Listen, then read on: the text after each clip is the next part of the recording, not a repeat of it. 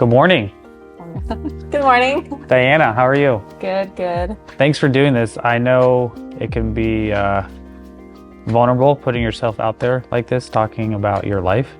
And so I know it's a big ask of you for doing something like this, but I thought you'd be an interesting guest just because of the line of work that you're in. And so I hope to really get into that. Yeah. So the point of this is it's like an oral biography of your life. You haven't been around as long as my previous guest. I was 80. But I think hopefully other listeners, young girls listen, they'll find your story relatable. Or, if a young girl 18 to 20 is listening, she can hopefully learn from some of the decisions and actions that you made. Yeah. And then just really getting into your career and how that all began. Yeah. So that's kind of how I hope this goes. But I like to always start from the beginning. So let's go back to who you are and then go into your childhood. Oh, well, I'm Diana. I don't know where should I start my childhood. Well, I guess growing up, I never, as far as aviation. Were you born here? Yeah, I was. Okay. Renton, Washington.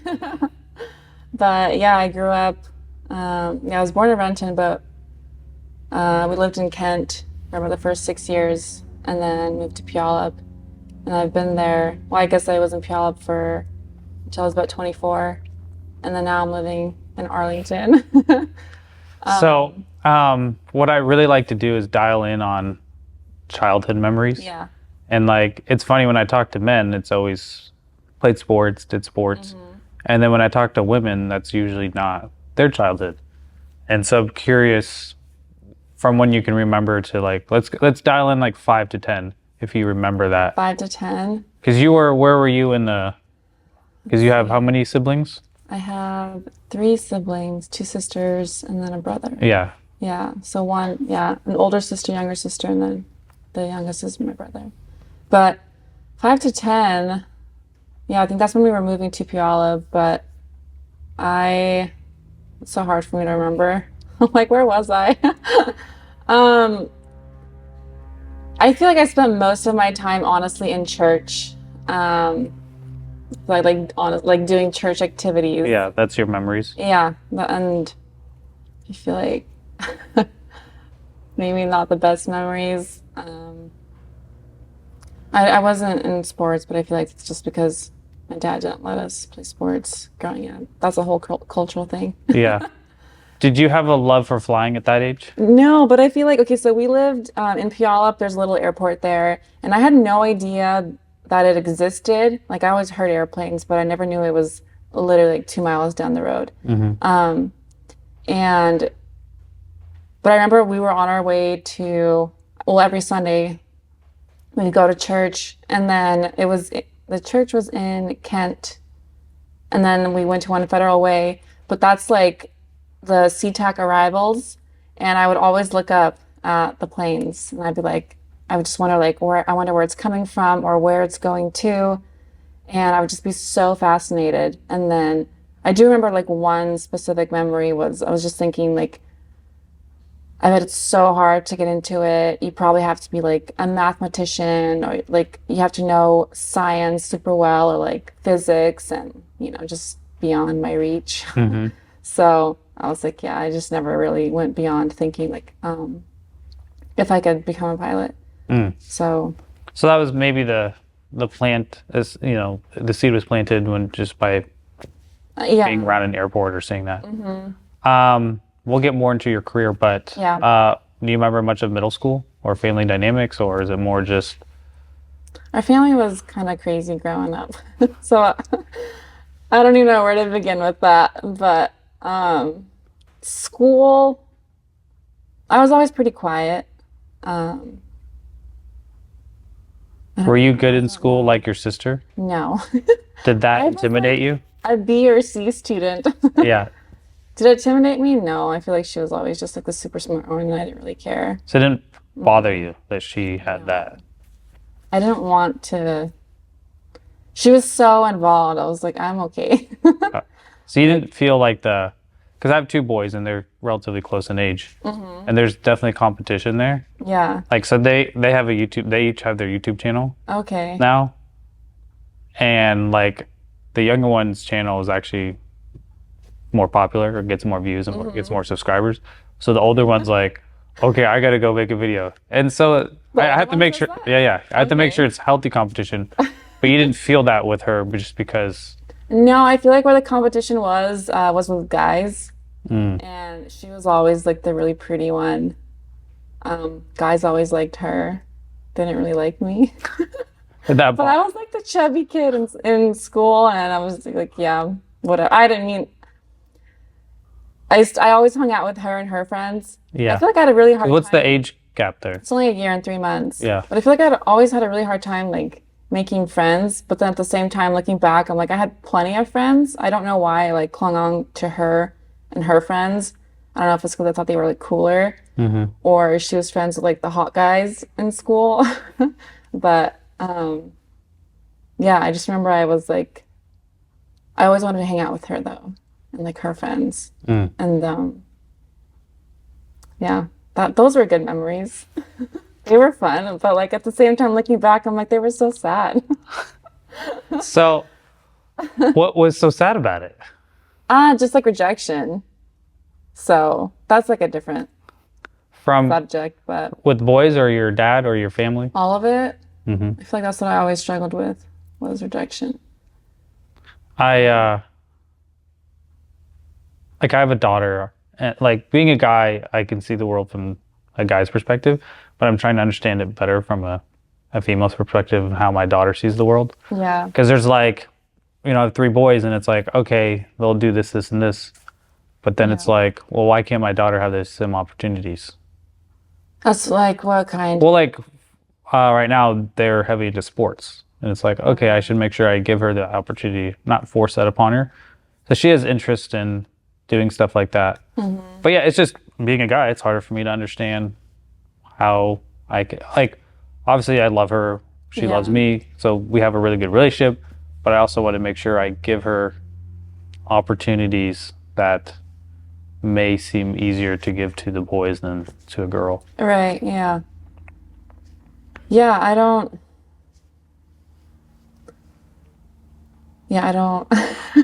Did you, and Victoria kind of talked about this in hers, but the relationship with the dad wasn't great. No. And I feel like we always fought, always argued. I always rebelled. Like I couldn't handle a no for an answer. But that's just because he said no to everything. yeah, like even simple things. like my relationship with my daughter is she loves me, she hugs me. Like even when I came today, she came over, gave me a hug and a kiss. I don't think you had that. No. Like you wouldn't like kiss your dad goodbye. We did, but I felt like it was because her mom was like, go give your dad a kiss. Yeah. Go hug him. And because some mornings, like, I don't know, maybe he wasn't working or he had a late start for work, but they would be like at the kitchen table and then we would leave for school. And it would be so easy to tell. Actually, maybe even not, but it would be easier for me to like give my mom a kiss and hug her and say bye. But then to my dad, I'd just be like, bye. And then she'd be like, go hug him too. But it's like you don't feel like that hug is welcomed by our dad. You definitely want it to be natural, it's right? Like, why isn't he coming up and hugging us? Yeah. Like, why are we always having to go do that? So it's like it felt very forced. Yeah. And it's just like, does he even care? Did he ever tell you that he loved you growing up? I don't honestly remember. I don't. Yeah. I think it was like if we said, actually, no, I think our mom did it more, but that was like if we said, okay, love you, bye. But I also don't really remember us saying it either. So, because even when like my first relationship, it was really awkward for me to like say, I love you back when they first said it. Yeah, it's interesting with childhood. It's the way you're raised does affect who you become as an adult. But then, like you said, you forget a lot of it. Yeah. But it's so impactful, like, yeah. Like, right? They didn't ever say it. It makes such a huge impact. So it's like me being a parent, it's like they will remember most of the things. But like Vicky mentioned a story where everyone got a doll. And your mom made her like sell the doll back or something like that. Yeah. And that was She like, remembers that way more than I do. But she does always bring that up when I feel like that made her really it was pretty monumental. like, yeah. But it seemed like for you, you've kind of blocked out a lot of that stuff. I did, and then I feel like it still affects me, but and I remember a lot of like maybe not like right now from the top of my head, but I feel like I have blocked out a lot of them. All right. So high school years, what was that like? Still High school. hanging out with Victoria's friends? It was like from junior high, she had a certain group of friends in like the neighborhood, and yeah, they were all in her grade, and then I just always wanted to hang out with her and her friends. Well, yeah, and then they eventually were like my friends too. But and then even some of them I became more friends than she was friends with.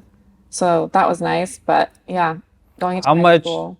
And I don't know the answer to it. Like, you know, when boys are starting to get bigger and more, they're maturing more, a lot of them get into like fitness, exercise.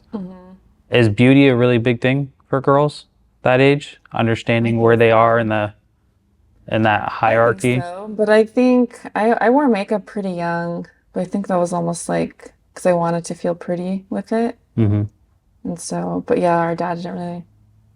I don't think Vicky wore makeup as much. I remember I did, but I wore like heavy makeup. It was not, looking back, I'm like, what was I thinking? But I also feel like that was a lot of girls back then. It was just like really heavy. But yeah, and then my dad would like, he would say like we couldn't wear it anymore. So I'd put the makeup in my backpack and like put it on in school and then take it off on the bus on the way home. So if you could go back and talk to your like high school self, what would be some things you would tell yourself differently? Be like, oh, you could have done that, or you didn't have to feel that way, or not that big of a deal. Seeing myself, like if I saw me back in like junior high, I don't know, even looking back now, it's like I feel so like sorry for her. Like it's just like sad. Like no one should go through that. Oh my gosh. Sorry. You need a tissue? Oh my God. Thinking about it still sucks. So for other girls that may be in that position who are listening, how do they... To me, it's just like if you have a great father, that protects you from a lot of that. Yeah. And I don't think you had one, which is sad. No, I think I struggled with that the most. And that's super sad. And I just hope, if men are watching this, please be a good father to your daughter. That's just like, if you could do that, like... Yeah, it sucks. That will, it sucks having a dad around. It's like, it's not like he even...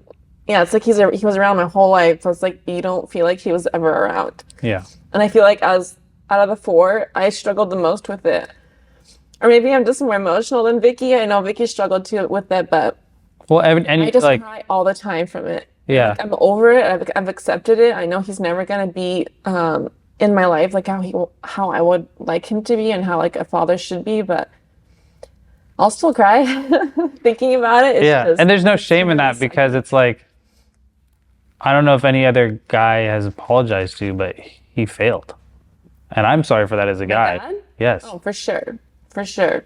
And like... I feel like he tried to like kind of like dip his feet in the water a little bit, like or like the relationship last year, and I'm like, I feel like it was just for his own like selfish needs. With his own personal life, because my parents are going through a divorce right now, and I feel like it was just to like be the good guy for like a week.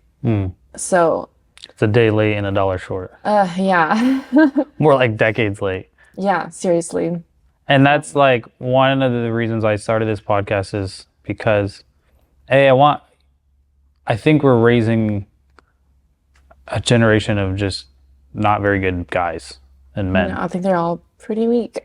Yes. And so I want to do my part in helping the next generation of men coming up. So it's like, hey, please, love your wife, but also love your daughter and your Yeah, and and your then your daughter will see you love your wife, and it's like guys should still be like husband and wife, but also mom and dad to your kids. Like they should see both, not just like mom and dad. yeah. So So yeah, I'm sorry you had to grow up with that. yeah, I'm all good now.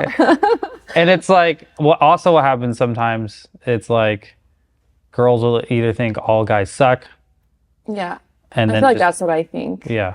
Well, doesn't And help when a relationship fails either, but yeah. like, yeah, But it is hard to find. I like to listen to a lot of different podcasts, and so sometimes I can be like, yeah, most men suck, but then I was listening to one, they're like, no, there are good ones out there. They just don't put themselves out there like the bad That's ones true. do. And That's so true, yeah.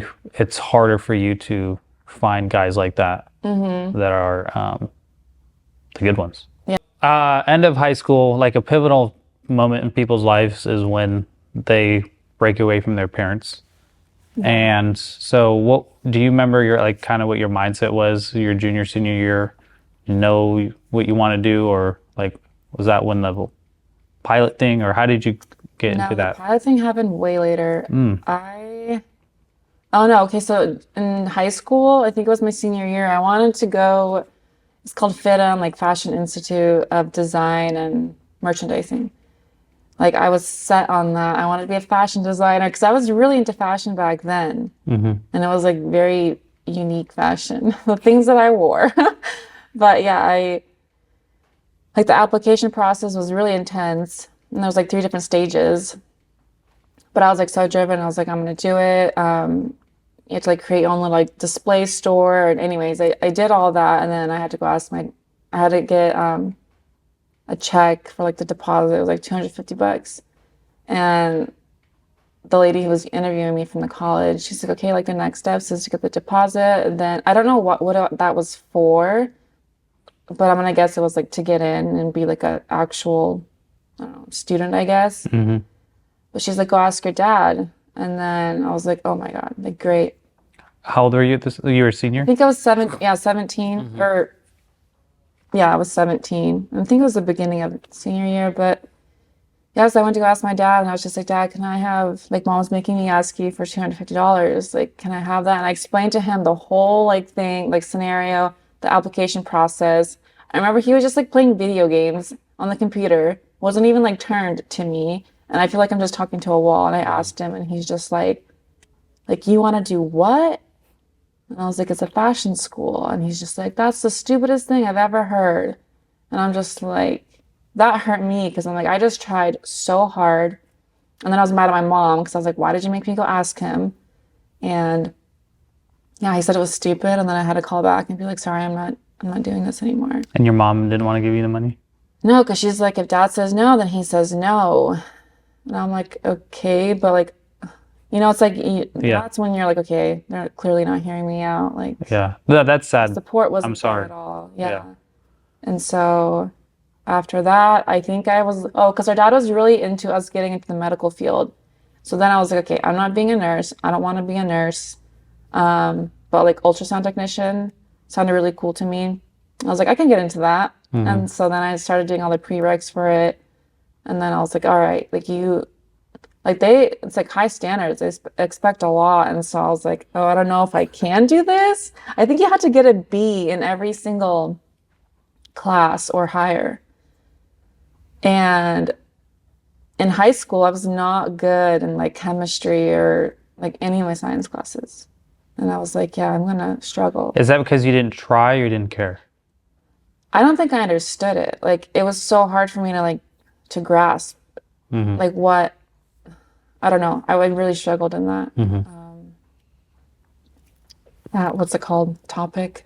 Yeah. Yeah. The sciences, which is interesting because whenever I think of, and we're going to get into this more, but being a pilot, I would think you should have aptitude in certain skills, which clearly you did because you made it. So just a little bit here and there. So did you become an ultrasound tech? No, I didn't. Okay. So what happened is I was going to, I think it was Tacoma Community College. And then So how it all started was I got kicked out of the house, and then What was actual words? why did I get kicked out? Or What? For a girl that's in this maybe similar position so that they can oh, okay. So find it relatable. So you turned 18 let's see. and I they're was like, 19 when that happened, but I feel I was a pretty good kid. I know I rebelled, but what's rebellious mean? going as a kid, going to church all the time, I feel like that's what any parent would rather have than someone who's like doing drugs or drinking all the time and partying. Yeah. So, yeah, everyone always asks like, why'd you get kicked out? I think it was like my dad always said like, I'm gonna kick you out. I'm gonna kick you out. And I was like, whatever, like go ahead. But like one night I came home late. So I was working at Party City at the time. Woo woo. I know, right? It was during Halloween. It was super fun. But I got home late and it was like 9:30 and I was Not like, even that late. Yeah. no, it's not. And I was, I worked hard and I was in school and I was like, okay, I think it was like a Friday. And I was like, I want to go out. And so I went out. But I think he got mad at me because I went out with a guy and we went to the movies. And of course, my dad just like flips out. And I was like, I'm still going to the movies because I deserve it. Like I earned it. Yeah. And I never really went out. And I don't know, I got home at like midnight and then he just like opened the garage door and he hears it. And so he just like comes downstairs and then he's like, you're not allowed inside. And I'm just like, what? And then he told me to get out. And he just like closed the garage door on me. And I didn't have a cell phone at the time. I didn't have a car either. So I'm just like, it's like, maybe it was like 1 a.m. But I'm just like standing out there. And my mom worked nights. So she wasn't home. I couldn't get a hold of her. And I was just like, all right. I'm like, well, where do I go? What do I do? Like, I can't, my dad's not going to let me back inside the house. And so I went to my neighbor's house because I babysat their kids. And I knocked on the door. And then it was the dad. I was just like, hey, like my dad's not letting me back in. Can I stay here? And it was really weird because it's like, looking back, I'm like, this guy was probably like 30, 35 years old. Probably 35. And I was, 19. And yeah, I was happy he let me in because I didn't know where else to go. Yeah. Was his wife there? No. And yeah, that was weird. Was he married? Yeah. But she wasn't there? I don't know why. She liked to go out. So I think she probably was out with her girlfriends or something like that. And he's like, don't worry about the neighbor daughter. Yeah. But then I also heard they got a divorce later on. So then I'm like, okay, were they separated during that time? So I'm not sure. But Yeah, anyways, I mean, that's pretty traumatizing. Yeah, I think that's the one thing I always think about that like makes me, I always like cry thinking about that. Cause I'm like, as a father, you let your daughter, like you kicked her out, no phone, no car. Like I didn't know where to go. He didn't care where I went. That was the thing that is so sad is he didn't care. And it was like, it was still my fault. It was my fault that I was kicked out. It's like he couldn't even talk to me but he doesn't talk. He just argues with me. He just yells and there was no... For me personally, I could never fathom ever doing that to my daughter. I joke with my boys, like, hey, when you're 18, you're out. Yeah. It's a joke more though. But it's like out of love. Yeah. And then with my daughter, I'm like, you can stay as long as you want. You're like, never leave. But like when I hear of stories like that, I'm like I did a podcast with the lady, her first husband beat her.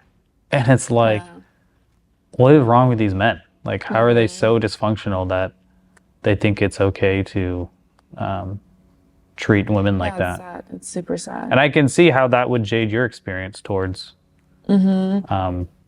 And like one thing I think about for my daughter is if I do such a good job raising her, I want her to realize like not all men that you encounter will be like me.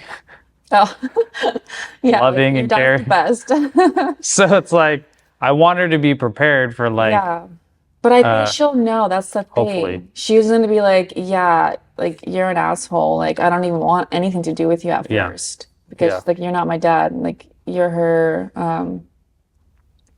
hopefully I can be a good role model for role her so model, she yeah. won't, because Yeah. I see this happen so many times. Girls end up with losers. I still don't understand how they do that. Like I'll probably if because your you're, dad was a loser. yeah, like for me, it's like if you're a somewhat attractive girl and you're kind, you're gonna get attention from guys. Yeah. So you should have options. So why do you choose the loser? I don't Because know. how do you say it? It's like we accepted so little, like growing up, and we were so used to like just like I don't know, the poor, what's the word I'm looking for? Like the working theory I have is Like the like, poor behavior yeah, that you saw the all bad around. boy, the bad boy. Yeah. But it's like if a daughter isn't get good love from her father, if some other boy gives her attention, whether it's good or bad, she will. Yeah. It's built like there's things biologically built into us, right? And so if a guy without knowing can give interest to a girl that isn't used to getting interest or love, then she's like, oh, that guy showed some affection towards me. And then she's like, Yeah. he must be decent. Yeah. Would you say that has occurred in your Yeah, life? that was like my late teens, early 20s. It's like, but that's also like, so I never got attention also like in junior high school either. So it's like any attention that I got later on, I would like hold on to it and be like, oh my gosh, he really likes me. It's like, no, he didn't actually like you at all. It's like there was different motives. And, but I was like, so What's the actual thoughts in your mind when if you can think back on like that?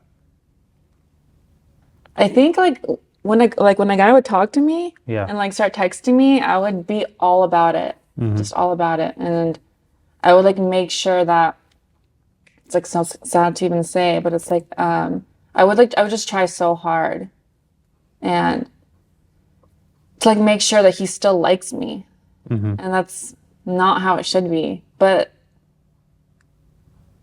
I don't know, like when I started, I don't know where I feel like I'm gonna go everywhere if I start talking about this, but pretty much like I struggled with that. Yeah. No, I don't. Whatever you're willing to share. I think part of the reason why female guests do better is part of this podcast is there's three layers to someone. Obviously, there's multiple layers, but three broad layers. There's our public life that we portray on Instagram or Facebook or whatever, which is fine. And then there's our private life, and then there's our secret life. And so part of this is if that person's willing to share some of their private life, to share some of their mindsets or their thoughts, so that other people, other girls or guys, other girls can hear and be like, oh, it's not weird that I thought that way. I'm not saying it's the best way, but she felt that way. That's how I can hopefully not go down the same path, right? Yeah. So whatever you're willing to share. But that's why, because it's like, as a guy, I understand how a guy thinks. But as a girl, I'm like, what is your mindset? Like, because someone on the outside could look at it and be like, why would you do something silly like that? Why would you, like, everyone clearly knows that guy's not the best option for you, but still you chose that. But we still decide to like go with it, and we're like, oh, I'm gonna just think of the good stuff. Have you ever been with a guy you're like, this guy is actually a really great guy? A great guy? Yeah. Yeah. I was engaged to him. Oh, But yeah, he was a great guy. Like he treated me like a queen, but I don't want to say like he was too nice in the whole phrase of nice guys finish last. yeah. But he was, at the end of the day, I didn't love him. And I also feel like our careers, like he was military and we met in college. So like we were together for 4.5 years. So like the first 2 years, always saw each other. We went to Central. But then after we both graduated, he went to DC, Quantico for 6 months. So he was always, the next 2 years of relationship, he was always Long gone. distance, yeah. Yeah, long distance. And I remember like the last year, I only saw him twice in 1 year. And then I feel like that I was just like, I don't think this is what I want. And I remember my dad trying to warn me. This is like one of the good things that he's done is warn me that being in the military or like a military wife is really hard. And yeah, and I was so career driven. And so I'm like, this isn't gonna work. And he was really like kind enough to like he would do research on like what kind of jobs I could work down in like Mississippi, like corporate jobs. Yeah, you're flying like, jets down there. yeah. But then I was like, I don't want to fly jets down there. I don't want to be in Mississippi and then relocate and then have to start over. Like I'm never gonna be able to have seniority anywhere I go if I'm with him. And I didn't want to commute or yeah, be long like commute to work or have to do it long distance if we had to. And then he started saying how he was gonna be potentially in Japan for 3 years, and I was like, oh no. What branch was this? Marines. He was in, okay. Yeah, and I was like, I don't think I could do that. And he's like, yeah, we could have kids there. And I'm like, I'm not having kids in a different country away from my mom. Like, I need my mom's support. And I was like, I'm not doing this by myself. Yeah. So just all those things, I was like, yeah, I don't think this is for me. I did love him at some point, but Yeah. like, I think I commend you for thinking it through, because a lot of people don't sit down and think through the ramifications of that. yeah. Especially like if a He doesn't girl, hear this. It's okay. maybe still stalks you, I don't know. No, But we got married shortly after our breakup. oh, he rebounded real quick. Great. But it's like, I think that's smart of you, because I think a lot of people would have just, let's just get married and we'll figure it out. Where you like, no, I'm going to figure it out beforehand. So I think that's smart of you to actually think through all the different scenarios, because Yeah. Military marriages are extremely difficult. Yeah. I didn't even think I was going to get married while I was in, but I was getting out. What So branch were you in? I was in the Army. Okay. And like I think about, I'm married, but I think about just the topic of marriage a lot. And it's like, right off the bat, 60% of marriages almost end in failure. Yeah. Just right off the bat. Like, we know people, So sad. right? And it's like 60%. And then I dialed it down even more. And it's like, of the 40% that stay married, 20, I would say half of them aren't even happily married. Yeah. I think I thought that way too. I was like, I know, like, he's so great. And I kept saying, like, maybe it's just me. Maybe I'm just in my head about it. But then I was like, no, if I'm thinking, like, I was like, for a year and a half that I was thinking about it. And I was like, I think I'm just scared to, like, have our friendship, like, let go of our friendship that we have. Yeah. And And so- long distance is just, it's tough. Yeah, I was Extremely like, tough. I was just like, I can't do this. And I'm, like, still so young. And Yeah. I, So yeah, I would say you made a calculated decision that yeah. probably hurt, but Oh, yeah. It hurt both of us. yeah. But so so we've had 100 people. We already know 60 of them are gone. They're divorced. The 40 that are standing, 20 of them aren't even happily. So now you got 20 left. Yeah. I would say 10 of them actually have great marriages. So when I think about marriage, it's like you take 100 people, only 10% of them actually have a great marriage. Yeah, that's really sad. So as a society, we're failing there. Like, we're not preparing people well for this whole thing of marriage. And I think about my kids, it's like, how often would you want your kid to do something, if you love them, Yeah. that had a 90% fail rate? Oh my gosh, yeah. And that's the concept of marriage. It's a 90%, not everyone fails, but I would say 10% amazing rate, Yeah. So But I also don't think people know, like, in my 20s, I always wanted to get married, like, super early. oh, that's your culture too. Yeah. And it's like, I wanted to be married, like, by 21. I wanted to have, like, at least 2 kids by 25. I wanted 5 kids. Now I'm like, I'm good with maybe 2. I still want kids, but Yeah, we got to get the guy first. I know, I gotta get the You guy need- first. We got to get the other component. Right. So, but it's like, I'm not the person who I was when I was 20. Yeah. It's not who I am. So it's like, imagine if I got married at 20, I'm like, I feel like the whole marriage, it would be so different for me in the marriage. So it's like, I would never recommend getting married so young. Like, you're going to change, like, every decade. You're going to be a different person every decade. And And that's hard too, like for like my future husband. It's like you're gonna be different in 10 years. And I feel like we get so stuck on that person being the same person for the rest of their life. And that's why I feel like, well, one of the big reasons why I feel like people get into a divorce, because it's like, oh, you were this person 10 years ago. I don't know who you are now.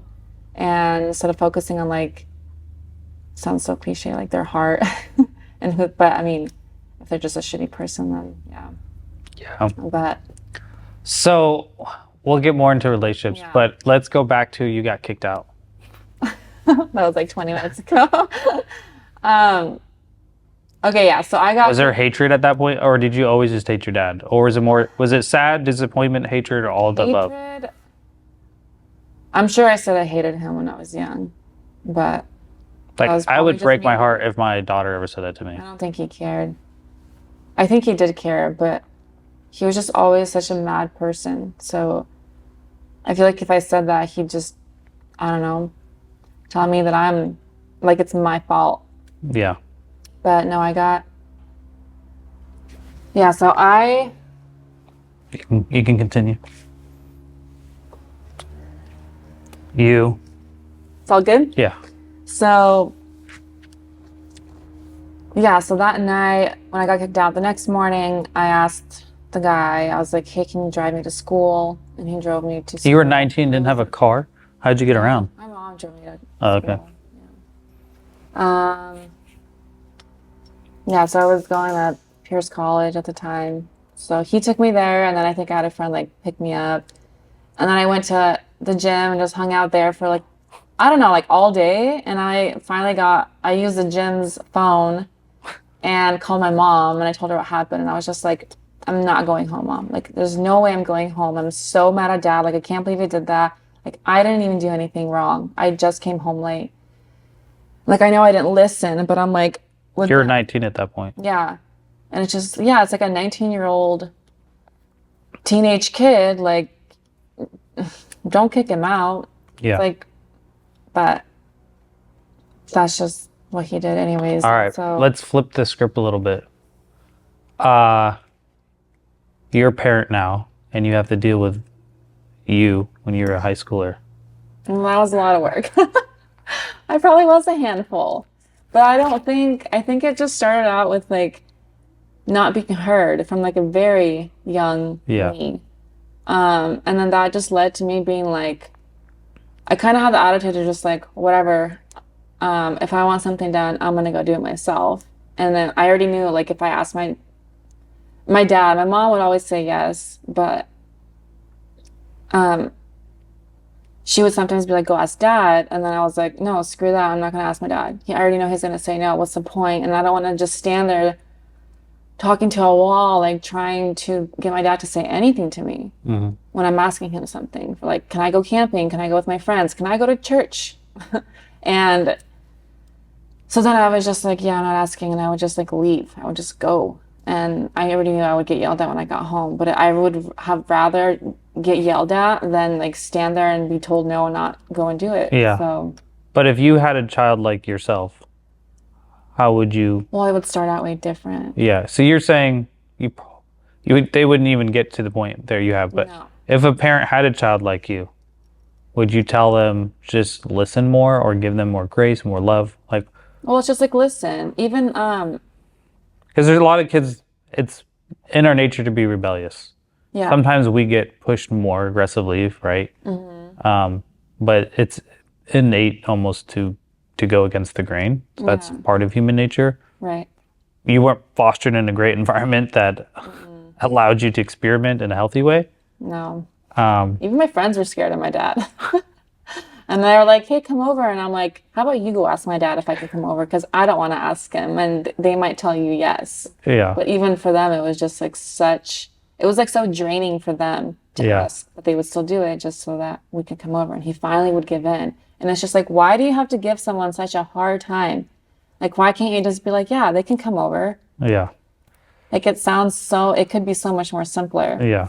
So, I struggle with that now, too. I'm like, in my previous relationship, a I'll make this really quick, but I've been in 3 relationships my whole life. The first 2 were more, they were yes guys. They would always just say yes. And then this recent one, it was like, I heard no so many times. And in the beginning, I was like, What so are you asking him confused. for? I don't know. I can't, I don't know what to, just, it could be like simple things like,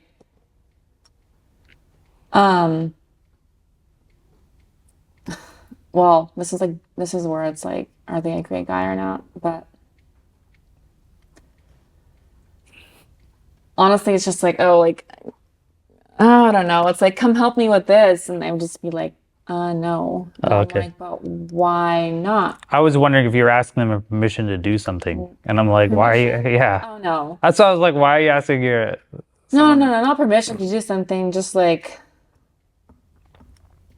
no, that was never an issue. It was like other things. But Okay. anyways, my whole thing is that if you're gonna tell me no or just with anything, like anyone, not even a relationship, I'm like, for me, I'm like, I always want to know why, but I also feel like that should be with like your kids too.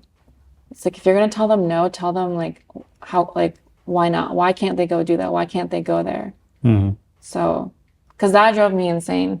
It drove me bonkers. Yeah, and I think for your, obviously, I'm assuming your dad probably didn't have a great childhood, Yeah. and so that led to him like, at the end of the day, like there should be just like you have to have a license to fly, you should have a license to be a parent, right? Here's a course how to be a good parent. Yeah. Yeah. And there's a lot of people out there that are having kids that really don't have this skill set or tools. Yeah. That isn't, I'm not going to give, they don't get a pass for that. It's not an excuse to still be a crappy. I feel like you have a kid, it's like, okay, now you have to really shape up. Like, Yeah. You have someone to take care for. Like, look at yourself and be like, I mean, obviously you have to be ready for it, even if you're not, if you have a kid, but Yeah. it's like, So you got kicked out. You were forced to grow up from that pretty quickly. yeah, so I didn't come home for 3 months. I lived with one of my friends. Actually, no, I lived How'd you with not have a license? a driver's license. Did you have I a did, I just oh, don't have a car. okay. Yeah, because I would use Vicky's car. She loved that. But no, yeah, so I got kicked out, and then for a month I lived with one of my friends, and then I don't know what happened. I don't know if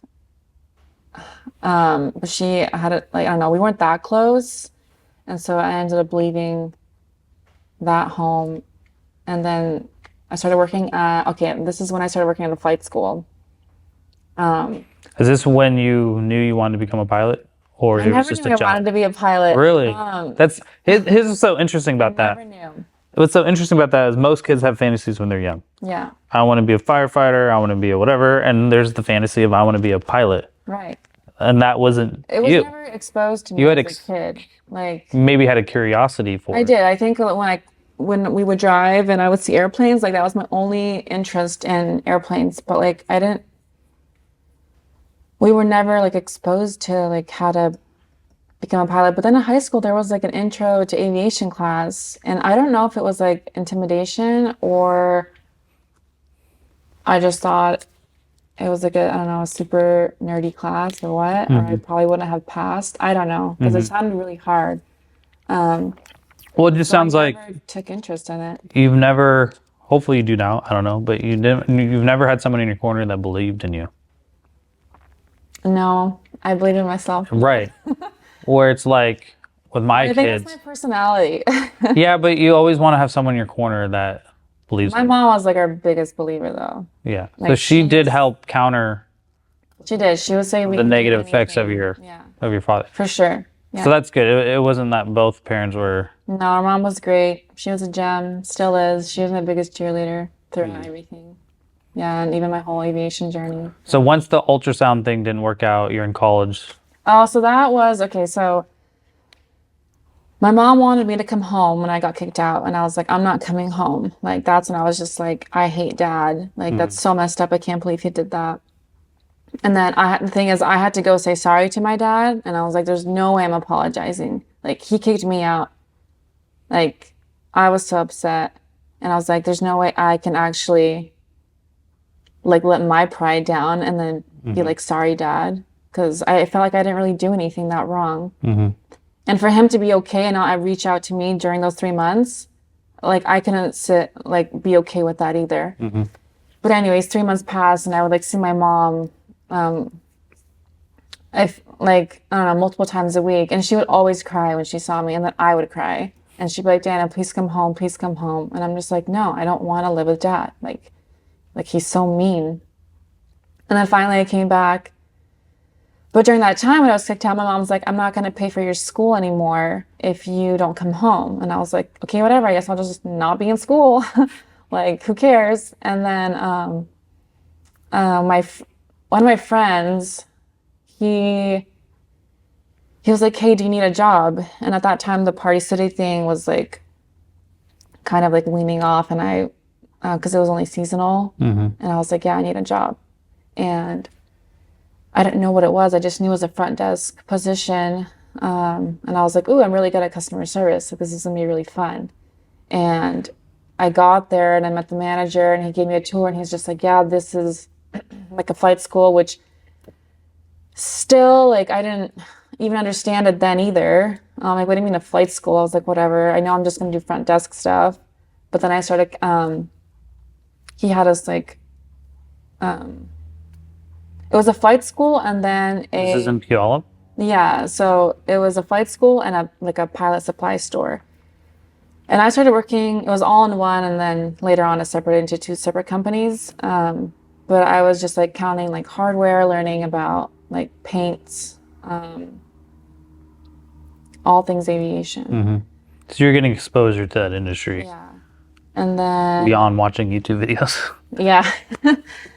And then, yeah, I was like checking in the flights, checking out the flights, like the students. And I loved being around that environment. I thought it was like super cool, super fun.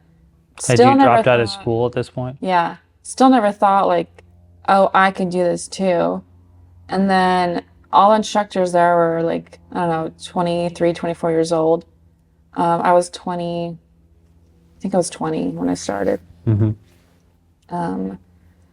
But yeah, I started working there, and then like I told my mom I got a job and like things were okay, and like she was really happy for me. And then how the whole flying thing started was, I guess we'll fast forward to the 3 months of me being kicked out. I came home. I said sorry to my dad. He made me sign a contract saying I'm gonna pay rent. It was like $300 a month, and I'm like, whatever. None of my siblings had to pay rent. And I don't know why I was okay with that. Like, I was the only one paying rent still. So I paid him for a year, and then I was like, this is dumb. So I just stopped. I didn't say anything. But he told me that this money was going to be like put towards my car, which I don't know if it was or not, but. Well, then, did he help you buy a car? No, I don't know.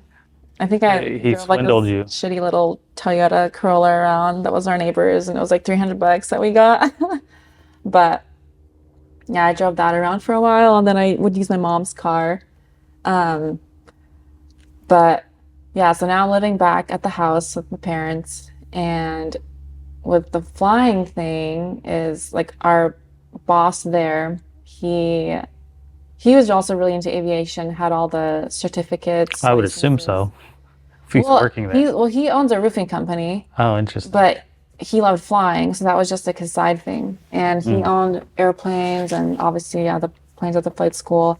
And he decided to give all of the employees there 10 hours of flight time, which is, it's enough to solo an aircraft. So we'll get into that in a sec. But, it wasn't just like one flight to like get you hooked. It was like a full 10 hours with instruction included. And then like the ground school part, so the classroom. So he paid for all this for the workers? Yeah. How much do you think that was? Back then, it was probably like $1,300. Wow. For. And how many of you went through this? Actually, that was just flight time though. Yeah. So with instruction, it probably like $2,000. Wow. How many of us were there? Like 7 of us. Yeah. I mean, that's what I'm saying. It's small. nice to have someone who at least believes in you for a moment. And so he gave you an opportunity Yeah, that he you believed couldn't in have planned. Yeah, that boss was the greatest boss ever. He believed in everyone, and he Yeah. would be like, yeah, he would like encourage us so much just to fly, and like he would think it's the coolest thing. And I mean, I got hooked. Have you interacted with him recently? Um, The reason why I not say that really. is if you do see him, or maybe if you want to take deliberate action, next time you see him, say, hey, thank you.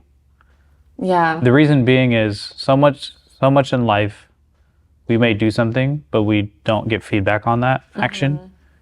And what's really rewarding for people is he didn't have to do that, right? no. I think And he knows though that like because of him. but just hearing that, like, here's like in my personal experience, as I go and try different things like this YouTube channel, or if I have deliberate conversations with someone about something, it's really nice when you get feedback. And I don't do it for the feedback. I do it because I want to do it. Yeah. But if I do something for someone that doesn't necessarily benefit me, and then that person responds and says, hey, I'm glad you had that conversation, it's like, oh, wow, that's me getting positive feedback. Therefore, I'm going to continue doing that kind of stuff. So Yeah. if you do see him, just be like, hey, I don't know if I've ever said this to you, but thanks for really. And I probably haven't said it like in that Yeah. way, like that genuine. So I'll do that. Yeah, but it's really interesting because I'll literally I hang out in the sauna a lot, and I'll end up having interesting conversations in there. And I was having this conversation with this young guy, early 20s, about whatever topic. The conversation ended. He was about to walk out, and he turned around to me and said, "Thank you for having that conversation with me." Like usually you don't get feedback that quickly in that's life, nice. where you're That's like, really nice. let me go do this thing, and then immediately later. And I've had conversations with someone where like I talked to a guy, and then a year later he's like, I still remember that conversation I had with you. Yeah. Thanks for getting me to think about that. So Yeah. sometimes you never get feedback. No, like there was this one guy, I was doing my training for the airlines, and I would post it on Instagram, and then he messaged me and he's like, thank you so much for like posting about your training, because that made me, like, you really inspired me to submit my application for the airlines. And he's like, I interview with them like next week. And then after the interview, and I took it very lightly. I was just like, oh, like, Yeah. it's not me. Like, Yeah. I'm already going to do it. But, and then he let me know. He was like, hey, I did the interview. Like, I got in, this and that. And then he just keep up with me, or let me know, like, I just finished my training. I'm doing this, I'm doing that. I finally saw him like a month ago, and he's like, honestly, I wouldn't be here if it wasn't for your posts. He's like, because I just couldn't get myself to. He was flying for a different company, but like in Wisconsin, and he's like, because of you, I wouldn't have been here. Like, I wouldn't have had that extra push to quit that job and finally submit my interview or application. Yeah, that's cool. Yeah. Yeah, you can like here's the thing: the older you get, the more of an impact you can have on people's life, especially younger women, or even women your age. And so, like, I was doing a little bit of research on just piloting in general. It's only 10% women, female pilots. I think it's like, yeah. I think it's like 6 or 7%. Yeah, it's according to 2023 statistics. So again, it's very male dominated. Oh yeah. And so you having that voice of like, hey, I did it. I didn't even fantasize about it when I was a kid. I know. I kind of accidentally found myself in an airplane. Right. I know. Right? And the next thing I know, I'm flying, right? So you can inspire people as you get. One thing of getting older is you can be an inspiration to people younger than yourself. Even like sometimes people feel like they have to have everything together. Yeah. And I'm not saying you do or don't, but sometimes people feel like I didn't. or even now, but it's like you can still have positive impact on, like, because there could be another young girl out there that is like, oh, I don't know if I can do that. Everywhere I look, it's always male. Yeah. I don't think it's for me. And you're like, no, you can. I even had a flight attendant. She's like 24, and she's a new flight attendant, and she's like, I don't want to work with, so on our aircraft, it's 2 pilots, 2 flight attendants. And so she's like, I don't want to work with 3 guys. And I was like, why? And she's like, because it's scary. And I'm like, okay. I was like, don't like give up your power just because you're working with 3 guys. And I know it's intimidating. You're just starting this career, this industry that you're in. And I was like, but there's gonna be more times like in the future where you fly with another male flight attendant and then 2 male pilots. I mean, it's very common. Yeah. So I was like, you have to learn to just put that fear aside, because you can't just be like, oh, I don't want to work with you. Like, that's not going to be an option. So yeah. I mean, that's when like scared. We kind of talked about putting the uniform on, right? When you put that uniform on, you are becoming a different version of yourself. Yeah. The problem is when you can't take that uniform off and you don't learn how to disassociate yourself. And that happens to soldiers. That happens to a lot of people that have put a uniform on, a cop, whatever. Anyone that has to put a uniform on like that, you have to make sure there's a reason why you do that, but then also make sure you have times where you don't have to be that uniform. Right. I'm like, just imagine they're wearing normal clothes, not in uniform, and they're just normal people. Yeah. I was like, but I know it's intimidating with the uniform. Yeah, so let's go back to this guy believed in his employees. The boss? Yeah, the boss. Super, super awesome guy. He helped me so much throughout my journey, aviation journey. He like after the 10 hours of flight time were like over, and I started paying, or I asked my mom, I was like, can you help me out? Like, I really want to do this. So that's after you did the 10 hours, then you were like, oh, I actually like this. Yeah, I was. Was it difficult training, or was it a lot of memorization, or? I was really not bad. It's just no one wants to do like the ground portion, like studying on their own time. They just want to like learn how to fly. But you also have to learn like aerodynamics systems. You have to learn about weather and things like that. So you don't want to ever be in like the books. Like, I just want to go fly. I would say that was like the only hard part. But if you have enough motivation for something, you can learn. Yeah, I had all the motivation back then. Yeah. I was like, yeah, sign me up every day. Like, I was flying, but I had an advantage because my mom helped me financially with it. Yeah, because it's pretty costly. Yeah, and then like I also had I had friends who with airplanes, and so I was able to fly with them and like for free. And then I would meet people at work, and they'd be like, oh, like I got to find so many cool airplanes, like free of charge, and like everyone was like, yeah, like come in my airplane and like come check it out. Do you think a guy would have had that same success, or was it partly because you were a blonde girl? I mean, yeah. And I'm okay with that. For sure. I know Did you play like, oh, I don't know anything, can you help me? And they're like, sure, we'll help you. I still do that. Yeah, you gotta use your power. Yeah, use the cards you have. Exactly, but they're like, how do you turn this on? They're like, Yeah, I'm like, oh, can you just do it for me? But what was the question? So initially you did the 10 hours, and then how many hours? So I did a little bit of research. There's different certification qualifications to ratings is what they call it. Does everyone who gets in initially start off with small planes? Yeah. Or are you like, no, I'm just going to go straight to the big boys? No. So you have to start out in the small planes. That's okay. So everyone starts at the beginning, no matter where they end up. Yeah. Unless it's maybe like Air Force, maybe they have a different. Well, they still start out in the smaller aircraft, but theirs is like such a fast track. You like, I just remember when my ex was doing it. It's like, oh, he became a pilot, or he flies F-35s in the Marines. Oh, that guy. Yeah, the ex-fiance. Oh, okay. Yeah, so. Which is extremely. So cool. The odds of that occurring are so rare, because it's like.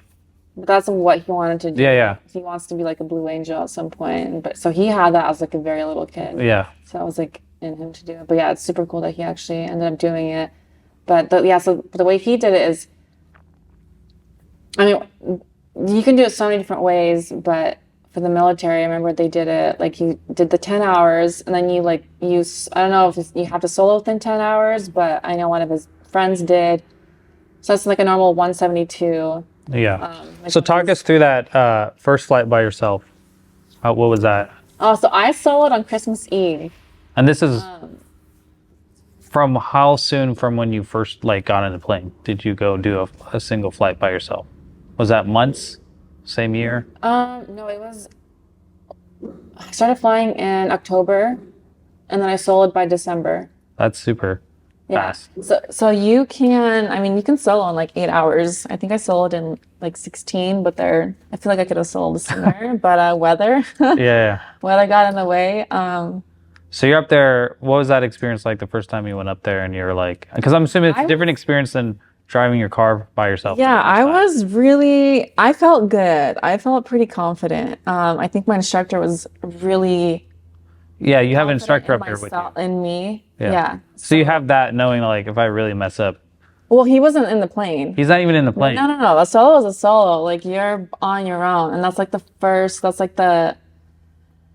when you first start flying, that's the goal that you're working towards. Right. Is like your solo. And so yeah, we went up Christmas Eve. And then we did like 3 laps around the pattern, like take off and land 3 times. And he's like, all right, like I think this is the day, like you want to solo, it's Christmas Eve. And I was like, yeah, but I was so nervous because I'm like, I can't believe this is the day. Yeah. And I called my mom and like my sister and my coworkers that were working there, and I was just like, you guys, I'm gonna solo. And so they all went out there and like watched me. It was really cool. Mm-hmm.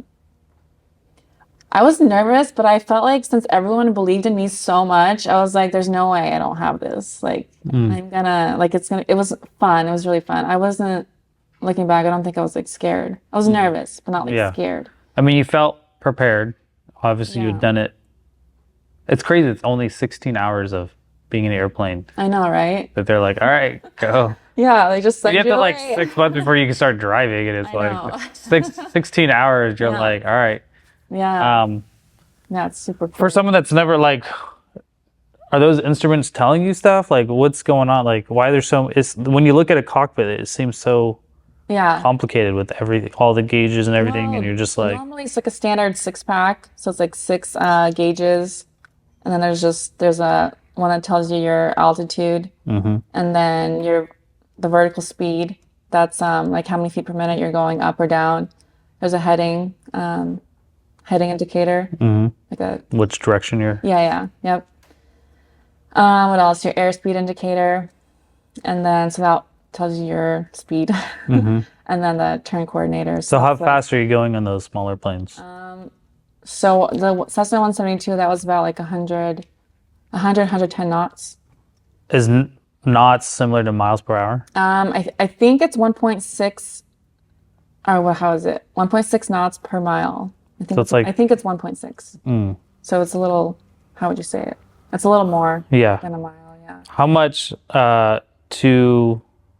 so when you're on those small airplanes, how much speed do you have to get before you can lift off? On a 172, I think it was 55. So like you rotate at 55, and then 60 was your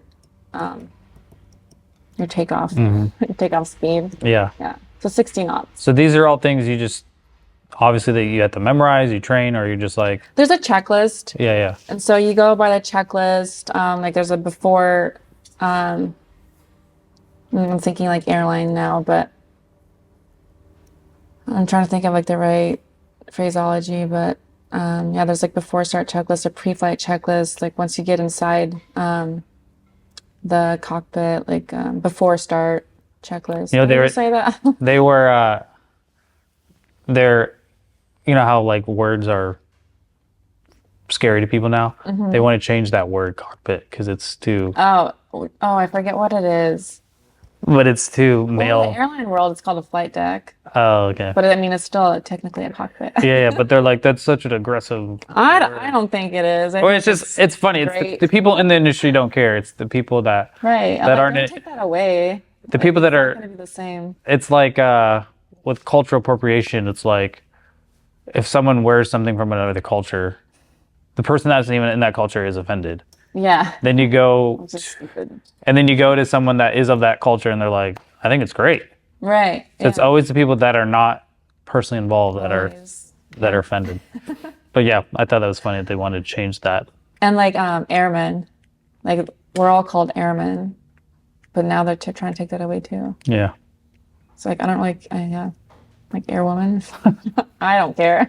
So you did that first flight, and then you're like, all right, I like this. Yeah, the first flight, I think like the instructors made it super fun too. I think if I was with like a dull, boring instructor, I'd be like, okay, like this is cool, but it's not that cool. But my instructor, I stuck with one throughout most of it, but then he ended up leaving. He got another flying job in, it's like some islands. Isn't it harder getting your flight time here just because of the weather? Oh, in Washington? Yeah. Yeah, so It's like you can schedule, but then it's like, I mean, even today, it's like the weather should be better this time of year, Yeah. and now we're having all these random Yep. rainy days. yeah, and But you can fly in any weather now, right? Or depending on the plane. yeah. So like, let's see.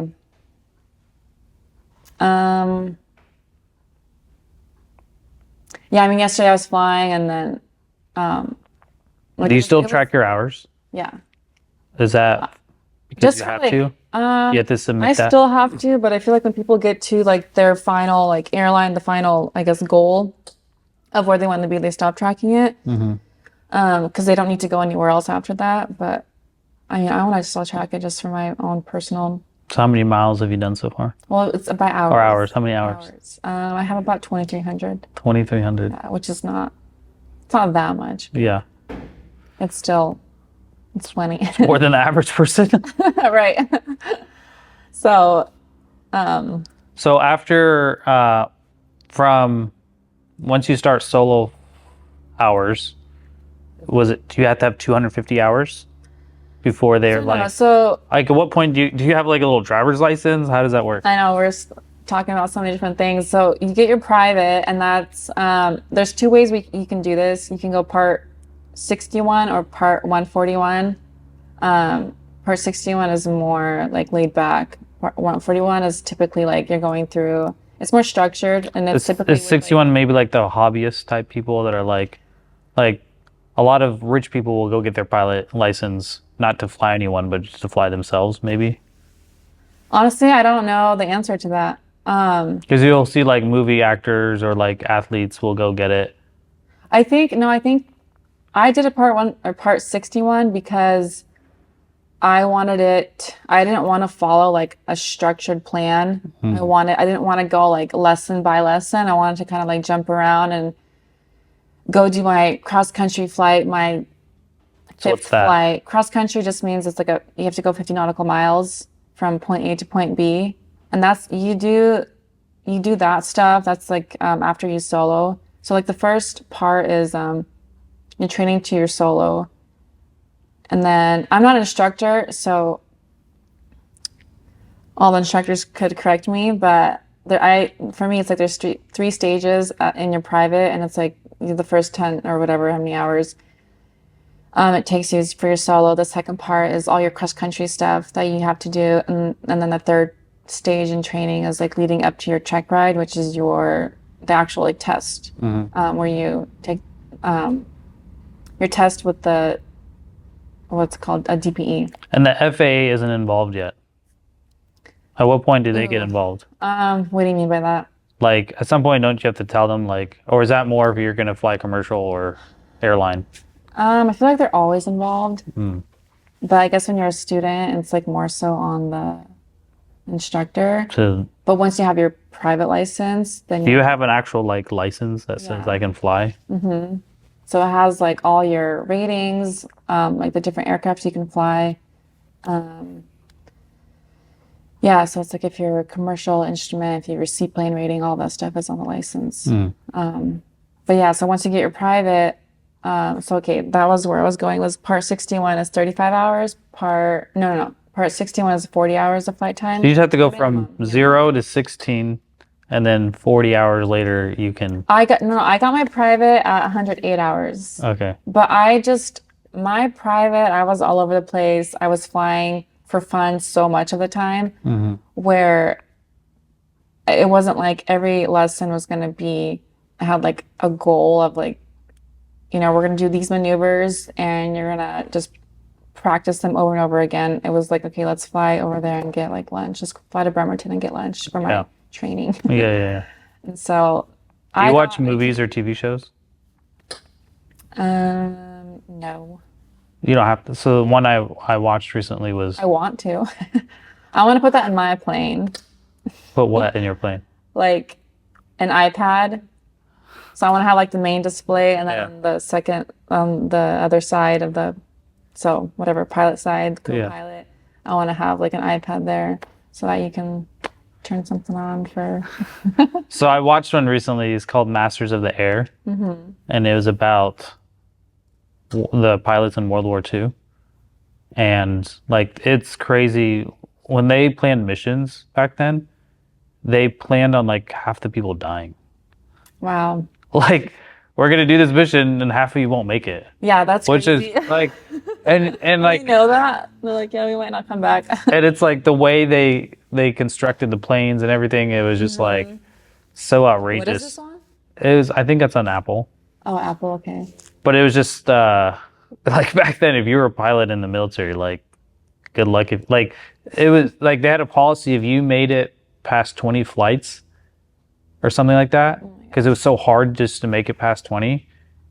They also flew like way more intense, harder aircraft. Oh, for sure. Yeah. But like you could request to not have to fly any more missions, because the odds of you making it to 20 were so slim that they're like, you made it to 20, you don't. And then like there was a scene where like the guy made it to 20 and they're like, oh, we just changed the rules to 25, and then the guy dies the next flight. Oh my gosh. And you're just like, wow, things have changed a lot since then. We don't send your ex-boyfriend out thinking he has a 50% chance of success rate, Darn. Just kidding.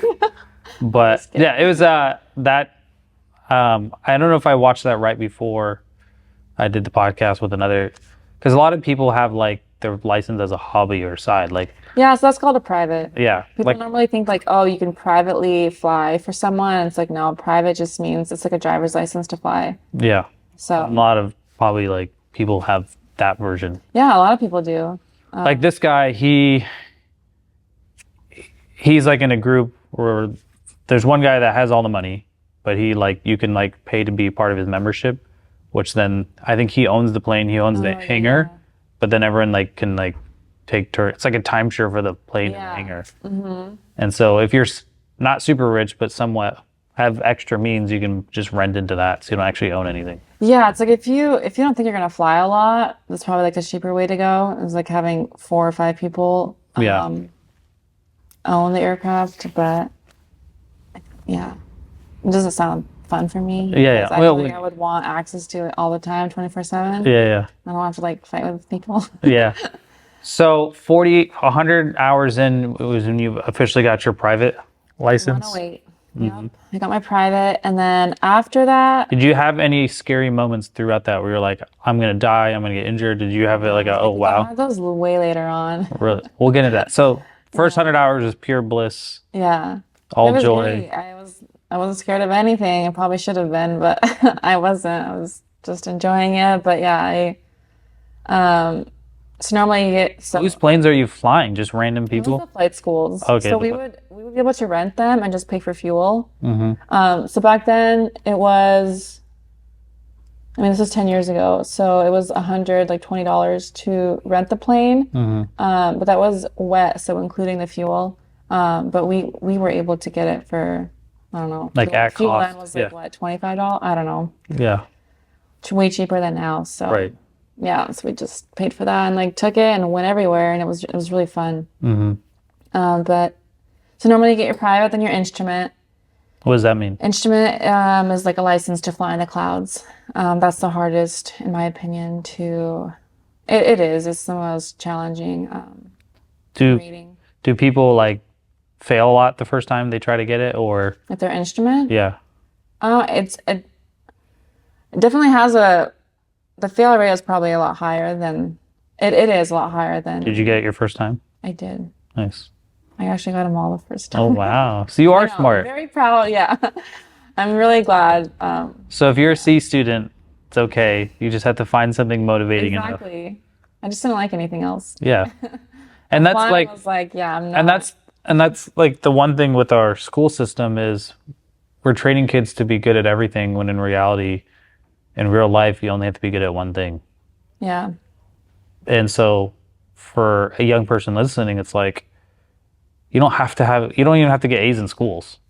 No. If you find something enough that you like enough, you can excel in that. Yeah. I think And that's exactly what happened with me. like, I mean, my family was like, wow. you're like, I am smart. Yeah. I may just not had to- give off that vibe or persona, but you, No, there was these two. Okay, when I was working at the fight school, there was these. They're twins, and they were, I don't know, like in their early 40s back then. yeah. And they were both military. One of them's at Alaska Airlines right now. One of them retired as a firefighter, but they're both still in aviation, like heavily flying helicopters, just like firefighting, like recreationally flying helicopters and doing like firefighting in helicopters. And I don't know, these guys do everything. But one of them was just like, yeah, there's no, and they just told me this. So one of them, they're just like, yeah, there's no way she's gonna like become a pilot, like a airline pilot. They didn't believe in you. Well, one of them didn't, and the other one was just like, she might. So they just recently told you this, but Yeah. you've done it for 10 years. Yeah, and I would babysit their kids. They would always come in and rent aircraft. Yeah, good times. But yeah, they were really hard on me though, and I think that made me like not necessarily want to prove to them that I could do it because I still had my like very bubbly cheerleading personality back then, and it was. Were you ever a honestly, like, cheerleader? no, and I was like a little ditzy. But I don't know. I didn't care. I had fun. But they always saw how driven I was. That was the one thing that they told me is that you were always so driven and so motivated, and your work ethics were they were really good. And so, I mean, now they still give me a hard time with it. Like, oh, I'll never fly with you. Yeah, of This course. and that. But yeah, because they just have to. But yeah, one of them was just like, no, like, we're so proud of you. And like, we almost didn't believe you, but I did. And I was like, well, here I am. Like, Yeah. I'm also at the airlines. But it's just like the one thing that I like wouldn't stop. Yeah. Like, nothing could stop me back then. Yeah. And still now. If you have enough motivation and drive for something, obviously you need to have some aptitude towards whatever that is. Yeah. But if you have enough drive and motivation, Yeah. Like, I would hide from my dad in my training. Like, he wouldn't know. I wouldn't want him knowing because I knew he would probably say something silly about it. yeah, back but- then. Yeah. But yeah. Do you think he's proud of you now? Yeah, I mean, it's hard to say. Like, he says he's proud of me, but he also wants to take all the credit for it too. Like, because of him, I'm here. You're like, you helped I'm like, make me. okay. And that's about the extent of Right. I'm like, your I'm involvement. pretty sure mom was helping me out the whole time. And he didn't know. I remember mom was like, oh, tell your dad that you got your commercial license. And I was like, I don't want to tell him because I already knew he wasn't gonna like be proud of me. He would be like, oh, you're still flying little airplanes? Like, that's nothing. Yeah. And that's like where it's like, okay, it's still not enough for my dad. It's still not enough. Like, I'm still not enough. But then finally, when I got to the airlines, it was like, oh, wow, I'm so proud of you. Let me brag to all of the family that you're finally an airline pilot. Yeah. So, You got your instrument license, and then yeah. when did you decide you wanted to fly for the airlines? Well, so it goes private, instrument, commercial. Commercial just means you can get paid to fly. And then after that, typically, so you need 250 hours to get your commercial license. But normally jobs won't take you, like the little charter company that I fly, you have to have 500 hours of total time. So it's like, what do you do between your commercial and 500 hours? So people become a flight instructor. Yeah, I that's what didn't. ChatGPT said. Oh, really? Yeah, because it was like it's really intelligent, I don't but use that, but it was just like it was like the economical ways to become an instructor so you get enough hours. yeah. Yep. And so then so typically you'll instruct until the 1,000 or 1,500 hours. And it's like all you're doing is, I don't know, it didn't sound very fun to me. So How I did you think get I those just hours? flew for fun, like my friend's aircraft, and I would pay. So that's where it gets costly because you have to Yeah. kind of do not pointless hours, but it's like hours. It's a lot of It would hours get you need to do that expensive. And cost. you're like, okay, let's fly to like Eastern Washington and for fun, we'll hang out there and then fly back the next day. But still, that's like what, 3 hours round trip? Yeah. And that costs like $300, $400. I wonder with the ability of simulation if they can, because I remember when I was in the this was a long time ago. They were using simulation to the point where like you were shooting on the range, but it was all digital. I'm assuming you can do that with flying. You can use a simulator, Yeah. but it doesn't really count for. I know it doesn't count now, You but can use like certain amount of sim time, but yeah, it doesn't count for your. yeah, I wonder if there's a point where it will actually count. Yeah, I hope not. I feel like you should get real, because Because part of the learning yeah how to fly. Yeah. But so when we had instructors come to the charter company, it's called Point to Point Air.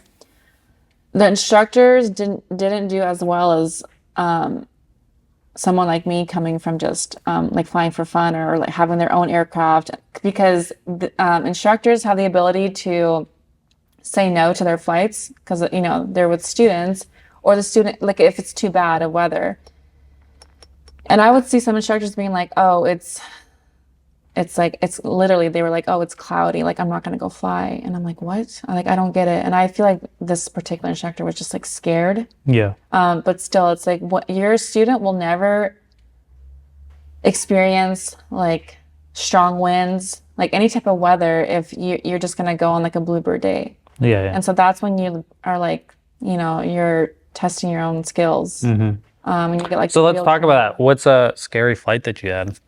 What was that? Talk us through that. My scariest flight was, it was at night, and I was flying to the islands, and there's not a whole light there, like city lights. So it's just like pitch black. So you're flying with your instruments.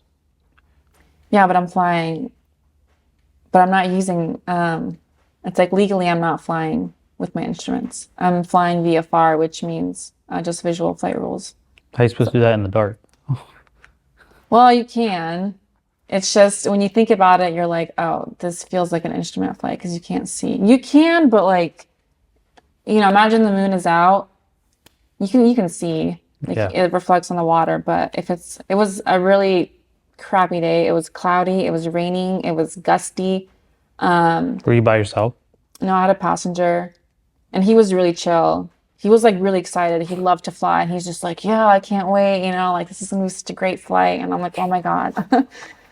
But yeah, I remember we were just like weaving around the islands, and I'm looking at my little app, and I'm just like, I can't freaking see anything, but I know I'm safe. I know I'm at the right altitude I need to be, just for my own awareness. And yeah, we were flying, and I could see some lights, and you can kind of like, I don't know. It was not a good flight. And anyways, I'm like, you finally see, like, I could like turn around and see Anacortes, and Anacortes is pretty lit. But like straight ahead, you couldn't see a whole lot. And then finally you're like, okay, there's that island, there's that island. Those are like airport lights of this island. So you have some points that you know. And then finally we got to Orcas, and it's just like pouring down rain. And you can see the lights, and there's like a little, I don't know if you heard of Rosario, but it's a resort, and that's just like south of Orcas Island. So you can see the lights there. So it wasn't all bad, but it was pretty bad. And he's looking at his app, like, because he, how do you say, rides boats. So he would know where all like the boat lights are. And he's like, okay, there's that one, we know. My fear was like, I don't want to get too close to like the hills, like the islands. Yeah. And so he's like, okay, if we stay between here, or it's like no factor. And I'm like, that's great. And so we fly to Orcas when we land, and I knew there was weather coming in, so I like quickly took off, dropped him off. But he did say like, "Hey, if you can't get home for some reason, like we have a guest home," and I was like, "Okay, thank you for like letting me know." So I took off. It's pitch black. My plan was like if I get high enough, I could see Anacortes, and it would create a horizon for me. Are you communicating with the FAA at any of this time? Is that an option? It's not with the FAA, but you mean like ATC, air traffic control? Sure. Yeah, so yeah, FAA, we don't want to talk to them. But no, these airports are uncontrolled. So we say our intentions, but it's just to let people know around you, like other pilots. Also, like all these people coming in and out, no one's directing that. They're just like, oh. No. So you're flying, you do your radio calls, and you just like there's like a traffic pattern around here that you fly. I mean, it's standard at every airport. Okay. But like you just say like, hey, I'm taking off runway 34. And really? Take off, and then like you say your direction of flight, and then it's just like. So there's no one like controlling it. There are, but not at Arlington. So like Seattle, all those big ones are obviously controlled. Let's see, Plainfield's a controlled one. Tacoma's controlled. Well, those are bigger. They're bigger. Like this is a pretty big airport, but it's not controlled. Interesting. I feel like in the future it will be though, because there's 2 runways and everyone's always using like either runway, and it gets pretty chaotic. But... Yeah, because you're like, I'm trying to take off, and you're like, I'm trying to land, and you're like, I'm out of gas. But I feel like I don't really have a problem with it because I will just communicate where I guess my intentions. But a lot of people are like, oh, you got too close, and not to me, but like. This is different. There's like a whole site for this where people are like, oh, this person got too close to me and this and that. But I'm like, well, if you say where you're going and what altitude you are, I don't see how that's like a problem. Yeah. But I do see a problem with someone like with no radios. So you're gonna get a bad rep within the community, like at Arlington. Yeah, everyone's here is just like cowboy pilots. Yeah, that's interesting. It's a whole world. It's definitely a zoo here, but. So you got how many hours did you need to go commercial? Like airline commercial? I needed 1,500. And you eventually got that? Yeah. Just by random flights? So no, I flew for the charter company. To get to the 1,500? Yeah. So I started with them at 500 hours, and then... I'm assuming there was like a test you had to take with them? You had to go out and fly? Yeah, I did a couple. How many female pilots did they have? I think right now they have 2. Mm-hmm. Out of how many total pilots? I think there's like 15 pilots. Mm. Yeah. So people call this company to do what? It's like on-demand flying. So we call it charter flying. So they'll call and be like, hey, I need to be picked up from SeaTac and take me to Orcas Island. Mm. That's like, most of our flying is like the San Juan flying. Mm-hmm. And it's like either island hopping or back and forth from like Boeing Field to the islands. Or sometimes we'll get a longer one where it's like, hey, I need to fly to like Portland. And the longest one was Palm Springs. So you've done that one? Yeah, that took 9 hours. You get bored up there? We had to have another pilot on that one, so because you can only fly 8 hours in one day. So, and it was in November, and we knew we were gonna face like weather, and so the company decided to send both of us, so that made it fun because he was a fun pilot. So with flights like that. Like the guy I was talking to yesterday who's a pilot, he's like, with the bigger planes, a lot of it's, once you're in the air, it's all auto. We don't have autopilot in these ones. So like the jets do. Yeah. And you can also, the little airplanes can have autopilot. It's just that ours are like older and they have no need to install autopilot. But I feel like that's also like a preference too, if you want it or not. Yeah. I personally like to hand fly. I don't really care for autopilot. So we're going to talk about Horizon in a minute. Yeah. But so you flew from them from 500 hours to I still fly for them. Yeah, I still fly for them, but I used them as like my crutch to get to the airlines. So instead of becoming an instructor, you went that route to be like, hey, let me get my hours. Yeah, and way more fun. I learned way more. I think I became a way better pilot flying for them because I had to fly in like, you know, bad weather, and I like decision making, and like with passengers, just like because passengers can put pressure on you as a pilot to be like, hey, I'm gonna miss my flight out of SeaTac if you don't come pick me up, and you know they're like, am I gonna make it? And then you start feeling bad, and you're like, okay, fine, we'll try it out, and that's when you can like get yourself into trouble. But I mean, that's what happened to Kobe Bryant with the helicopter. yeah, They're saying oh my the gosh. pilot didn't want to do that flight, but Yeah. Kobe was kind of like, hey, man, we got to do this flight.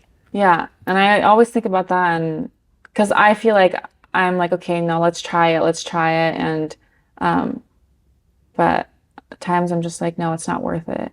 Yeah. Like, can you wait an hour? Like, it's not worth it, honestly. It's like reschedule your flight. With the bigger planes, does the weather matter as much? Because you see, like when we're on, not like say it. when the average person flies, we're on these big planes and they're flying through all sorts of terrible weather. Yeah, and and you it's- know, we're not gonna fly through thunderstorms. Like, But there's still rules through. We still do though on these big boys. Well, do we? Yeah, I feel like Are you Like, sure I it's remember- not just turbulence that you're feeling? I mean, I remember landing at Buffalo in like a blizzard, and you're like, I guess that's Maybe like the thunderstorms are nearby, but I mean, if we know where they're. I don't know. I've only been flying for the airlines for 2 years. Oh, okay. I can't. So they do actually try to like I'm fly sure over, either. But you'll take around off and or under. over or under. It just depends. but on- you'll take off if it's raining. That's not going to stop Yeah, but you. that's not like a. That's just rain. Okay, so that's what not bothers bad. you? The lightning? Well, if it's raining, it doesn't mean it's a storm. Okay. You know. Yeah, the lightning wouldn't be good. I'm okay. No, well, typically, I think it's 20 miles we have to be away from a thunderstorm. Interesting. Yeah, so fly around it. But no, like it's thunderstorm season now, and I mean it's really cool seeing it like right off your wing. Yeah. But yeah, I remember we were coming. Have you ever jumped out of a plane? No, Why not? I don't think I ever want to either. I have no desire to. I'm scared of heights. You're scared of heights, but you know. fly an I airplane. feel like honestly, How does most that pilots work? are scared of heights. How does that work? It's just different. Like when you're standing, I feel fine on the plane, but if I'm like thinking about opening the door, I'm just like, no thanks. Interesting. Like I don't want to. Yeah, I don't want to skydive. Maybe once in my life I will, but it doesn't really interest me. That'd be fun to you fly the plane up, then you jump out of it. Like Obviously, you'd have a co-pilot. yeah. I was like, the one guy already tried doing that. Did you hear about that? The guy who Like stole an Travis? airplane. He didn't. I don't think he stole. I think it was his own airplane. There was one. I think his name's Travis. There was one I forget. in SeaTac. This was several years ago now. Oh, that's a sad story. Where he was he actually He worked had for the to airlines. maintenance. Yeah, and Yeah. he supposedly self-taught himself, Yeah. and like I don't know how he got away with that because, he must have watched a lot of YouTube videos. well, not even that. It's just like getting the clearance to take off. Well, because he didn't get clearance. He just think about this. That's right. That's right. When you're in the system, But I just don't know how they. when you understand how the systems work, Mm-hmm. right? You know how to take it to your advantage, Mm-hmm. right? Just like you understand your industry, so that if you really wanted to operate outside of the rules and the boundaries, you could. Versus me, I wouldn't know how to like manipulate situations. Right, yeah. So for him, it's like initially like, how does the guy do all that, right?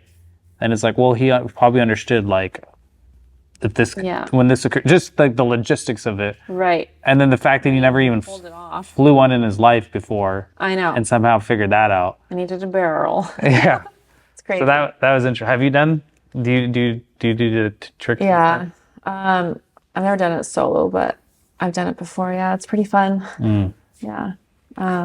So you did work for that smaller company. What made you want to switch over to the big boys? Money. Yeah. I will say that doing so it's called general aviation, like the air, like the little airplanes.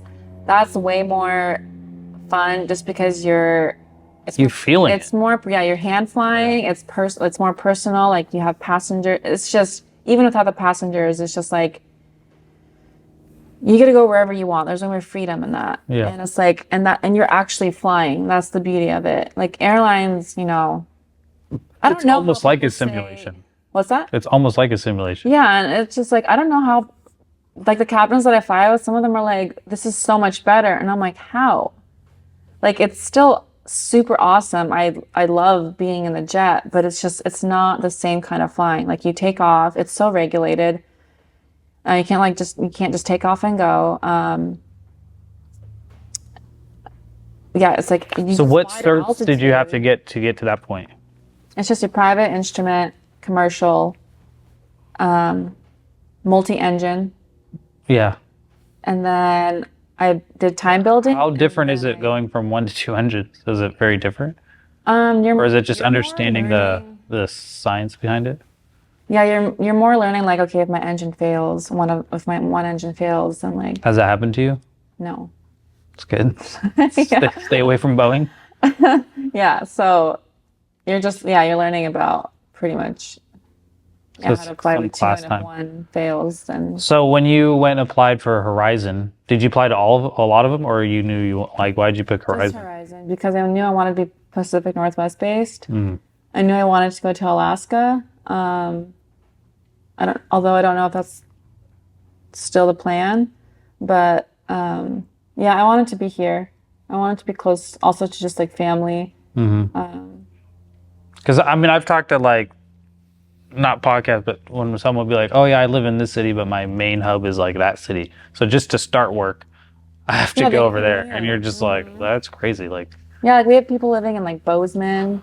so the way you're paid, from what I heard, for flight attendants, you don't get paid. They don't start paying you until the doors are closed, Yeah. So that while the- they're boarding, which is crazy. they're not getting paid. I don't know how that's legal. I don't either. I have no idea, but we also don't get paid. We're doing a ton of stuff too before we take off. Like we're getting our clearance, we're putting on the Are you flight plan paid in. per flight, per hour? How does that work? Yeah, it's per pretty much like as soon as we release our brakes, that's pretty much when we start getting paid. So they're charging you per hour then? Or paying you per hour? Yeah. So like for like our contract, the minimum we can get, like if we only flew 2 hours in that one day, the minimum they have to give us is like, I think it's 4.12 hours. Okay, We so say you're- credits, but yeah, it's hours Okay, so you're going to get paid at least the minimum 4 hours. of 4, yeah. Okay. But you can obviously go more than that. But you can't fly more than 8? Yeah, so I think you can, if you like start, you can go, I don't know if it's called like an extension, but you can go 9. But that's if Ooh, you- extra hour. I know. Ooh-wee. Well, yeah, sometimes Living you'll have to, dangerous. like, what if you have headwinds? I know, I get it. I get it. It's just funny, like, the rules of... Yeah. They are. It's like with trucking, they heavily regulated that, where they're like, you can't drive for more than how many hours straight. Right. I mean, I think it's smart, but so like you can put in a 14-hour duty day, which so you can start at 6 in the morning and go until, and what is it, midnight? 8 or 10? No, 10. Yeah. 10 p.m. But like within those 14 hours, you can only fly 8. And you're only getting paid for those 8 hours. Right. So when I'm flying for the little airplanes, I've put in a 14-hour duty day and I've only gotten paid for 6 hours. But it feels like you work 10 hours. Yeah. But same with drinking. Like we can't, normally it's 8 hours bottle to throttle. What do you but mean drinking? like you can't drink 8 hours before Okay. you fly. They meant like drinking while you're... Like, Oh, no. you can only have so many bottles. Like, I was like, oh, No, I just think it's I'm glad you guys are getting drunk out there. No, I think it's like a silly rule because you can't drink on the same like calendar day that you fly. But then it's like, okay, well, what if you're flying at 10 in the morning and then you're just like hammered at midnight? Like that doesn't, but you can't have a drink at 1 a.m. and then your flight the next Yeah. day doesn't start till 9 p.m. There's always all those ways. rules. Yeah, there's always ways to game the system if you so choose to. Yeah, And So- it's more about understanding the intent of the policy. right. It's just like, yeah, whatever works in your favor. So once you started flying for the airlines, how was that experience initially? Was it like Is it a totally different experience of flying? Mm-hmm. Or it's like, oh, easy, different, or just indifferent? It was when I started the airlines, it was like it was lonely. You're glad, I'm assuming you're glad you didn't go straight into that route. Because maybe you wouldn't have enjoyed flying as much. Honestly, probably. Like I feel like like my whole journey was like pretty slow. Like I was flying for 10 years until I got And to was that your airlines. main job when you did that? Before the Horizon? You were just flying for that company? Yeah, yep. But normally people will be like they'll go to like an ATP school, which is it's a fast track way to get all your time and then get to the airlines really fast. So they could do it in like 2 to 3 years and be at the airlines. But I'm like, where was the fun in flying for you? Like, it's not fun training. Like, you're not really doing any type of fun flying or going anywhere. Instructing isn't fun. You're just in the pattern, teaching a student how to take off and land or doing maneuvers. I mean, it just sounds boring because it's so repetitive. Yeah. And it's the same thing every single day. But like I was able to fly with a bunch of different people and they're different aircrafts. And I like really enjoyed my flying the way I did it. And then I got to the airlines and it was hard because it wasn't fun. Are you full time with them right now? I'm like, this isn't fun. Like I'm not flying. The only time where you actually like get to fly is when you're about to like land and you're doing the approach. But even then, like it could still be on autopilot, so you're not even hand flying it. You can obviously take it off autopilot, but where I'm doing that more often now. They actually allow you to? Yeah, but in the beginning, I was like, I'm not taking it off like autopilot. Can it? So, for me and for the listener, when is the pilot actually flying the plane? Well, you guys wouldn't know, like as a passenger, but like Takeoff? on takeoff, we fly it, but like that could be automated. 400 feet is the minimum altitude, or we can push autopilot. And it's just doing everything. So what are you doing when it's on autopilot? So it's an autopilot. If, let's say like ATC's like turn heading of, left heading of 300. We just turn our little knob and the plane. So what are we paying you for? To keep it safe. At what point are they going to get rid of you? Oh, I hope they don't. I think that's not smart. I'm not recommending that, but I'm just curious. Well, the most expensive thing in any industry is the people. Yeah. So if they can get rid of the people, I wouldn't even want to fly. Well, yeah, you wouldn't be a pilot, but I would. for them. Well, I could fly, yeah. But so you are in control of the plane when it's, and then you take off. Yeah. And then 400 feet, you're like, boop. Or you try to level out. To fly a little more than that. Yeah. Yeah. Like I actually tried to like fly till about, I don't know. It's different, but let's just say like until 8,000 feet, 10,000 feet. What do you normally level off at? If I'm just flying, if I know that our, what are the flights you do now with them? What destinations? Oh, so lately I've been doing a lot of like Orange County, LA, Santa Rosa. So talk us through what that day would look like. You wake up, get in your car, you drive to, are you flying out of SeaTac or? I fly out of Painfield. Painfield. Yeah, Everett. So you fly out Everett, or so you get out of you go to the airport. Where do you park? Is there like, there's a parking spot? lot, yeah. And then what? Do you have to go through TSA like? You don't. You can go through like our hangar, but you have to check in with operations and like say like, hey, I'm working this flight. I'm Diana. I don't like doing that. I just like to go through TSA, but TSA there is really easy. It's that's what I heard. Yeah, it's great flying out of there. Yeah. So you wouldn't have you had to fly out of Seattle? Yeah, I was originally based in Seattle. And then it took like a year. Yeah. So you're going through the normal experience that we are. We have to get to the airport, go through lines, but I go through they have a faster line. I go through a different line once I'm at TSA. Yeah. But then it's still like a breeze. Yeah. And then I go to the aircraft to check in, and then go to the aircraft. And then I check in with the gate agent. Okay, and then you don't have a say on who you're working with, who your pilot is. That's all scheduled out. So you're just showing up and you're like, oh, it's this person today. Yeah. That's cool. And then what? How long are you on the plane before the people start getting on?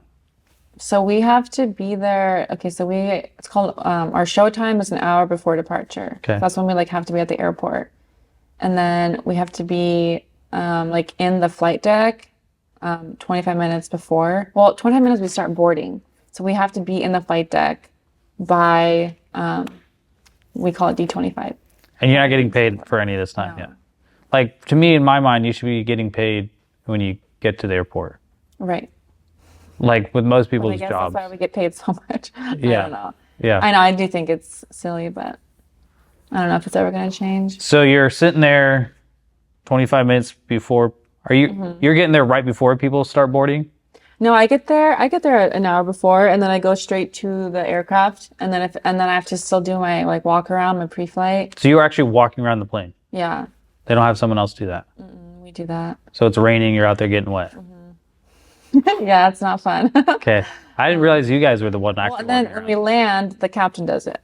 You're not the So captain? I'm a first officer, and the first officer does the walk around before the flight, and then when we land, the captain will go do the walk around. I would assume that with bigger airlines, someone else would do that. It's interesting that the pilots do that. Because you're not a mechanic. What do you know about fixing or repairing planes? We should have an idea. I mean, but we're not fixing anything. Yeah, I know. We're just making sure, like, Have you done a walk around where like, wow, that's really off? no. Have you ever had to like delay or Like a cancel? nick in one of the blades, like the fan blades, and that was like pretty noticeable. So that was like Because the only thing I'm I assuming someone else has done a walk around too, Yeah. right? But everyone else, I mean, another pilot could be like, "Oh, this paint scratch," and they tell us that too, like during training. Like, if you guys find a paint scratch, let maintenance know. It sounds silly, but I don't know, it's a safety thing, I guess. But yeah, so we'll write it up in our maintenance. I haven't done that. So you've never personally had to delay or cancel a flight from one of your No, I planes? delayed it from the fan blade. You were that guy. I was. I canceled didn't my want to flight. be. I didn't want to be. I'm like, oh, this is gonna delay. Everyone the always flight. hates it when they're like, we're delayed, we Yeah, don't we're gonna know. see paperwork, and then you're we'll be like- on our way. You're like, you literally do this for a living. Yeah. Yeah, and this captain that I was flying with, I was like, oh, I'm pretty sure he's not gonna want me to. He's not a very good captain, but yeah, I'm sure. Hopefully he was listens to this. Huh? So hopefully he listens to this. Doubt it. So you're a first officer. How long does it take to become a captain? I need 1,000 hours before I can upgrade to captain. How many hours do you have right now Like 570 in the jet. in the jet? I have like 2,300 total, but like 570 in the jet. So and then And is that a pretty significant pay increase? for captain, yeah, Then you'll be top dollar, yeah, making the big bucks, owning yeah. owning an airplane. No. And then okay, so do all the checks. Who's taking off? Is it the captain or the first? So there's two roles. There's pilot monitoring and pilot flying. Pilot flying is the one that's going to take off. So you and the captain decide who's going to be pilot flying. So it's up to you guys in the. Yeah.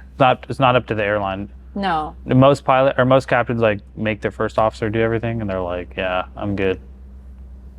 I haven't experienced that. So they're like, we don't trust you. Was it weird? I mean, yeah. Like your first like few months in, where they're like, Yeah, I would be like, yes, please take this one because I know it's a challenging airport. I want to see you do it. yeah. I'll learn from you, and then, Did you ever feel like, and I don't want this to become about like gender, but like, did you ever feel like because I'm a girl, people are going to be looked down or be harder on me? Did you ever feel that way, or you didn't see things? You deliberately made a choice not to see things that way.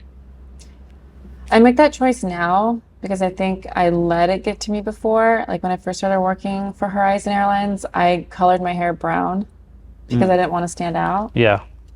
And then I'm like, this is not me. This is not who I am. Like I'm blonde naturally. Yeah. So I was like, this is like kind of dumb. Like I shouldn't have to feel this way. And so, but it was just intimidating at first because I didn't know what I was getting myself into. I didn't know how it was going to be like. I didn't know what mean captains I was going to work with. Luckily, I haven't had any mean captains. You've had pretty decent colleagues. Yeah, I've had some inappropriate ones, but none of them have been like mean. Yeah. So, yeah, no, I think we have a good group of pilots at Horizon. And then do you have a friendly relationship with the flight attendants? I try to. I try to have a good relationship with like the whole crew, especially if you're working like 3-4 days with them in a row. Like, it's a long 4 days if you don't get along. So if you fly down to LA, then what? You land, but then you can't fly that day, right? No, you can't. LA's like only 2 hours. Oh, okay. Yeah. I used to do that flight regularly. I was actually going to college down there, so I would fly down there and then fly back that same day. Yeah. I should have just become a pilot. I know, right? Fly yourself down there. No, like my next trip, like next week, it's like I'm going to San Diego, back to Everett, and then back to Santa Ana. So that's like about 2.5 hours, another 2 hours. So the airlines tries to get it so your end flight comes back here. No. Oh. Not at this. No. I know the only airline that does that is Allegiant. Like you will never overnight anywhere. Like you always come back home to your base. That's the thing. They want you to come back. Not us. No. Oh, so what? So when we're on a 4-day trip, you'll never come back to your base. So then they have to pay you. No, you'll come back to like, you'll never overnight, I should say, at your base. So on your 4 days, you'll come back to Payne, which is my base, but you won't stay there. It's just like you'll do a turn. You'll do an LA turn and come back. Right. So when you fly to LA, are you taking that same plane back here? Or are they like getting out and getting on an airplane to come back? We have aircraft swaps, but that typically happens in like Seattle. Okay. And then Portland. So let's say that's where our hubs are. You get on your plane, you fly down there, and then you're going to take that same plane back here. Yeah, it's like you have like a 45-minute turn. Yeah. And then you're done? So there's the next 4 days. It's always different. So it's always changing. Yeah. So you like that? I do. Sometimes I'm like, oh, it's just an LA there and back. That's awesome. And then you come home. Or it's just like a 2-day trip. So if it's a longer trip, they will put you overnight somewhere? They do no matter what. Yeah. So we don't ever pay for our own hotels. They pay for like a lot of times people think about hotel stay, it's fun, but for you it's probably like, oh my goodness. Not anymore. Yeah. I'm like, probably. Oh. And we don't stay at the nicest ones. So that part kind of sucks too. Like the major airlines like Alaska, United, Southwest, all them, they stay at nicer hotels. We don't. You get fine. It's the crew that makes up for it. Like if you're with a good crew, then it's. So you guys are like go out and have fun and. Yeah, like we have a great, in my opinion, a great hotel in San Francisco, and there's like an awesome bar there. So like last time me and the crew went out, or we didn't go out, we just stayed in the hotel, but we were just having drinks at the bar, and it was. And they're paying for your night and your food? Yeah, I guess we get per diem, so we get a certain amount. I don't know how they calculate it, but they pay for some of our meals. But we just get paid in our paycheck. Yeah, I mean, I could see how that would be pretty fun if you're single. Yeah. But if you're married and kids, yeah, it's like I have 2 dogs, and I start to miss them, and then I feel guilty because I'm like, oh, I should be with them. Partying in San Francisco. Yeah. You have 2? Where's the other guy? With my mom. Oh. Yeah. She doesn't like the car, so I didn't want to take her. So, where do you see this going for you now? What's your future look like in this? Well, I want to go to the majors. The big boys. Yeah, I don't. Who are the big boys? Like or girls? Speed gender. They could be boys. United, Delta, Southwest, like Spirit. I don't want to do Spirit, but those are the big ones. So to work for them, they probably want to see, hey, you worked with one of the smaller girls. Yeah. Yeah. And then, the kids. And then. Yeah, because you have to have a certain amount of like turbine time to go to. They just have all these little fun phrases. Yeah. I'm like that. Yeah. So they were just doing like this like crazy hiring, and they've slowed down. But you only had to, like me as a first officer, I could have gone to the like Delta or United with 500 hours. I want to say they've slowed down, but they're like still hiring just a little bit. But I'm on a pathways program with Alaska, and that's Are they part of the big boys, or are they like kind of they big are. boys? Yeah, Okay. yeah, I didn't mention them, but yeah. I mean, that should be in relatively easy. If they own Horizon, it should be. Yeah. But what sucks is that everyone that's at Horizon and they want to go to Alaska, like their program is you have to have the 1,000 hours, then you have to become a captain.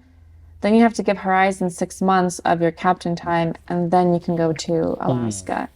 And so it's like, do I want to go through that, or would I rather just go and apply for, let's say, United, and then You want to as go an to United FO as a captain? no, as an FO, like me right now, I Okay. can go to United. I don't have to go through the extra training at They just want Horizon. loyalty, is all. Horizon. I don't know what they want. Well, they just because they feel like Well, we yeah. gave you all those hours. Can you at least? I mean, the military does that all the time, right? Yeah. If we're gonna train not to bring up your ex, but like if we're gonna train you to become a pilot, you're gonna put some time. Like we're not gonna give you all this training and then you're like, I'm out. Right? You have to dedicate so much time because they're like, we literally spent. And other airlines have this program too. Yeah. So yeah, no, that does. It's part of the reason. Yeah. Have you ever looked into the potential negative effects of how flying can affect your circadian rhythm? Is that like the sleep? Yeah. Yeah. Yeah. That's why I don't want to do international, Yeah. because I also hear that if you fly international, it ages you like by 10 years. Yeah. And so I'm like, yeah, I don't think I Like don't wanna age I gotta stay faster. beautiful. Right. But I also don't want to sit in an aircraft for 10, 15 hours either. Yeah. I'm like, these 2-hour flights are long. Yeah. But that's where the money's at. So it depends what you want. And then there's If a your world. if your dream is to fly Yeah. wide body. It's not about right or wrong. It's just Yeah. what your passion or desires. So how old are you? 32. 32. You still want to get married, and you want to have kids? Yeah, I don't that a have desire? kids too late, but yeah, So you got to fit some of that in there. yeah. I feel like I'm pretty good at balancing it though. Yeah. Not that I have a husband or kids, but I feel like I'm just good at balancing. Well, it sounds like you can play hard but work hard in the airlines. So you'll go work several days potentially, but then they give you several days off. Yeah, so like with how, like this month, my days off, I had like 5 days off at the end of the month, and then next month, I got 5 days off at the beginning of the month, so I had 10 days off in a row. I mean, that could be like an awesome vacation, Yeah. but I decided to work more, so I picked up trips. Yeah. For Horizon or for this other company? that you work- Horizon, Oh, okay. yeah. So if they don't For schedule, Horizon gave me 10 days off in a row. That's just how it worked with the 2 months, like the bidding. yeah. So yeah, then you can play all you want within those 10 days. And then how do you work in trips with this other company? You just tell them what days off. Yeah, so I send them a schedule too. I just have to be careful because I can't fly more than a certain amount of hours per month. And if I do, then I could get in trouble. How many I don't people- fly for them? Sorry, go ahead. I'll go ahead and finish. I was gonna say, I can't. I don't really worry about that because I only ever fly like 75 hours at Horizon Airlines, and I'm never gonna fly more than like 15 hours at this other company just because of my timing. I just do it for fun anyways, and Yeah, that's what I was gonna get to. 3 It's like, hours a day every time I fly for them. yeah, Maybe so more. that you fly for them now more just for like, Yeah, like I flew 2 hours today for them, yeah. and I'm not gonna fly for them until I think next week, and that's if I get flights. So there's a couple of us on the schedule, but Oh, my question was how many people like you do what you do, fly for the big airline and also the small? I wouldn't say a whole lot. I also know that some airlines don't let you do that. So luckily Alaska does. But I also really enjoy flying. Would you ever want to fly for like Like for the super rich guy that owns his own plane? No. Because then you're I want like, to be on call. yeah, No, that doesn't really. When I first started flying, I really wanted to do corporate, but it doesn't really appeal to me anymore. yeah. I had some friends who are like, "Oh yeah, I'm gonna buy a jet in the near future," and I was like, "Yeah, I'll fly for you," because I mean, I already know they're not gonna fly. Like, they can just like contract me out, and I'll fly for them. But I don't want to be like full time flying for somebody else. Yeah. But You'd like to have your own flexibility and freedom yeah, and like I throughout want the to go month. where I go. Like, I want to set my schedule. So for a young person that's, or even old, so someone that's thinking about getting in this industry, what's stuff that you've picked up later on? You're like, oh, that would have been helpful to have known or understood when I was younger, or just enjoy the process. I feel like as a female, I would have loved to have another like female mentor growing up. Probably not a lot of those. What's that? Probably not a lot of those. Yeah, I feel like I would have really benefited from that. It's just different when it's a male. Have you seen do you see young female pilots coming up right now that you're like, Yeah, there's a lot more. you try to go out of your way to help them? I've had them reach out to me. If they reach out to me, I'm like more than happy to help, give advice. There was this one girl, we had a group of girls at the charter company. They were hosting some kind of like lunch for them. I forget what group it was, but I mean, I just like offered my like books that I had, my old books. And so I was like, yeah, I know it's expensive. So It's usually guys that don't have females in their life, but they're like, if I see a female pilot, I'm getting off that plane. And it's like, it takes it's like to get to that point. I'd be like, good, get off my plane. Right, because they're like, I don't want some emotional person flying. And it's like, dude, to get to that point, you either don't have a good relationship with your wife or you don't have a daughter. Right? Like, It's always guys that like just don't have healthy respect for women that say silly things like that. Yeah. And it's like, it takes so much to get to that point. Like how many hours that it's like, you obviously know how to make decisions. Even if they're teasing, it's just still so annoying. Yeah. I'm like, it's not funny anymore. Like, do you know how many times I've heard this? Yeah. Like, it's not funny. And I can usually look at those men and be like, you don't have healthy women Like, it's not relationships in your life. line either. Yeah. Like because I have a daughter and because I have a wife that I love, I appreciate women where the men that don't have that, Yeah, thank you. they are like, oh, women, blah, blah. And it's like, when it comes to like combat and women, I'm a little like, I don't know if they need to be out there doing that. Yeah. But in most other things, it's like, why can't they? Why not? I know. Like, I don't. Yeah, I think that's what scares a lot of girls away from that. It's just like.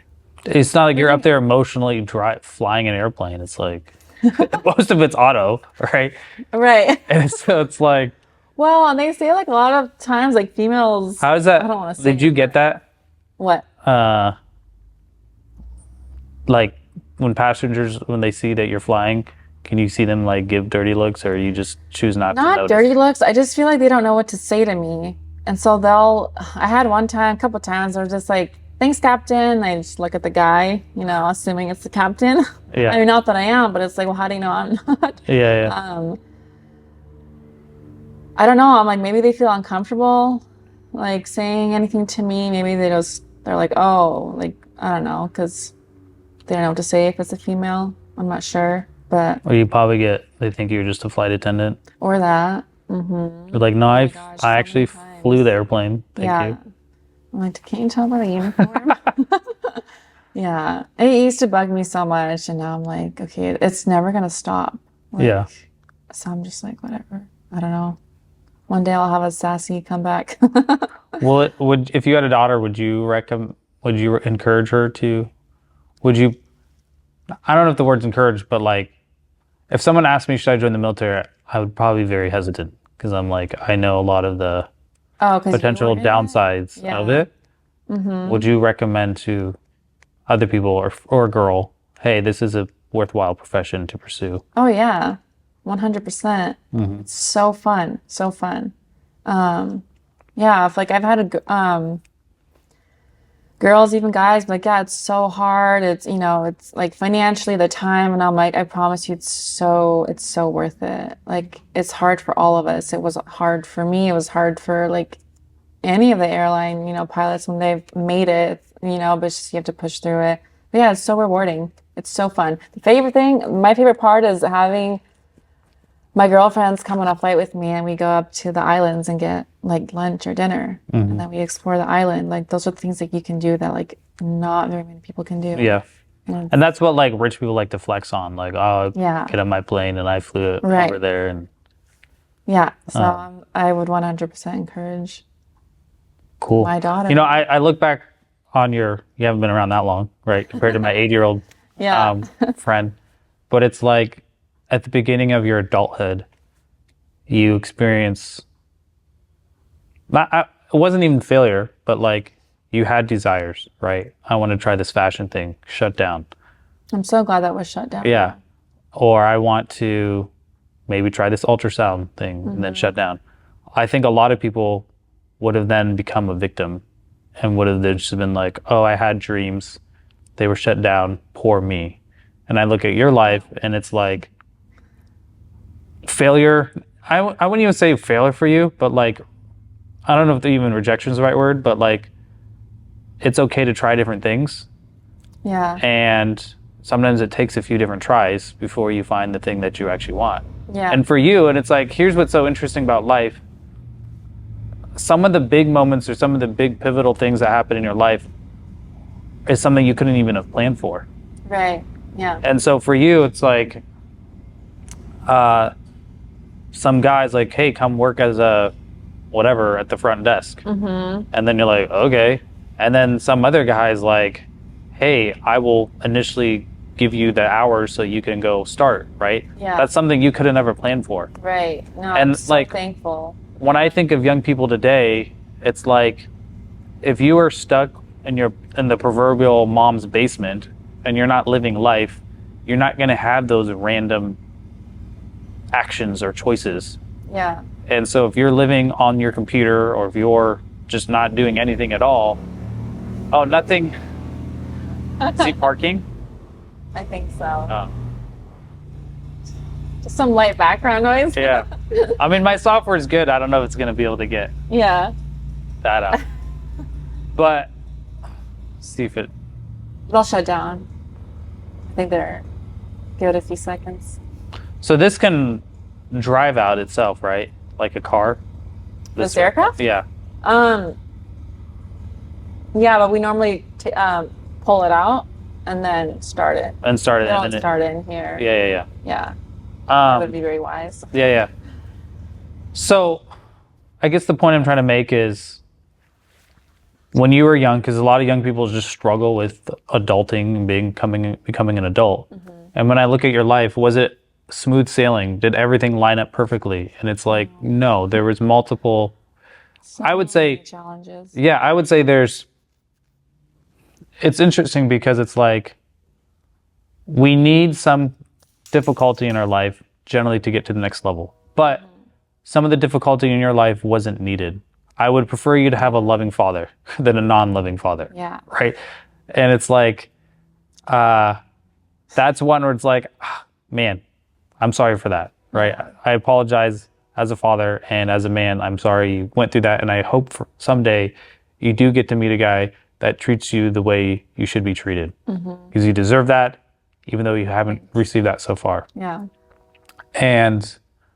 But you didn't let that make you a victim of like, poor me, I can't get anywhere. No, I feel like it pushed me, honestly. Right. And I think too many people who experience bad things in life don't rise above that and go follow their dream or follow their passion. And for you, it wasn't even those things. You just, in the living of life, you became a pilot. Yeah. I feel like my mentality was like,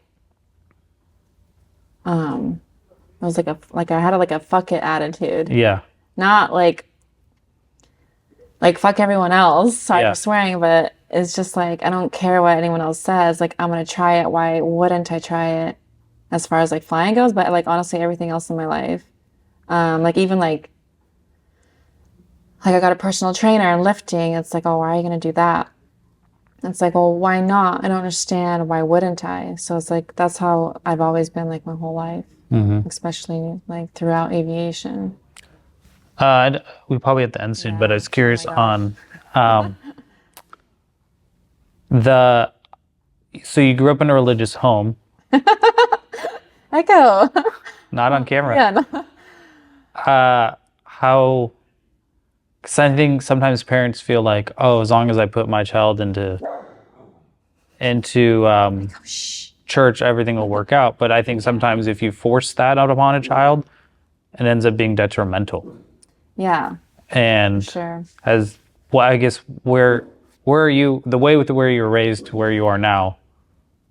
Are you like, no, I still believe that stuff, just don't actively pursue it, or I'm like, no, Yeah, I'm not actively pursuing it. I feel like when I like growing up in church, I not that I like don't believe in God anymore, but I just I feel like it teaches you like morals and values, and I love that. Like if I had kids, I would want them to go to church, because I think that does like church does a good job teaching that, like you have a foundation. But I don't know. I Yeah, I'm not actively like and the thing is, it's like, again, it goes back to your father. It's usually the way we see God is through other men in our other people in our life. yeah. And so like if you had a strong father figure, then your view on God would probably be healthier. Probably because I feel like he was like a Did he go to hypocrite. church? He did, but then he would like force it on us, but then he wouldn't set an example of him going Exactly. himself. It's like, oh, you're having a bad day and you're not going to go. Well, I'm having a bad day. I don't want to go. But it's like, no, you still have to go.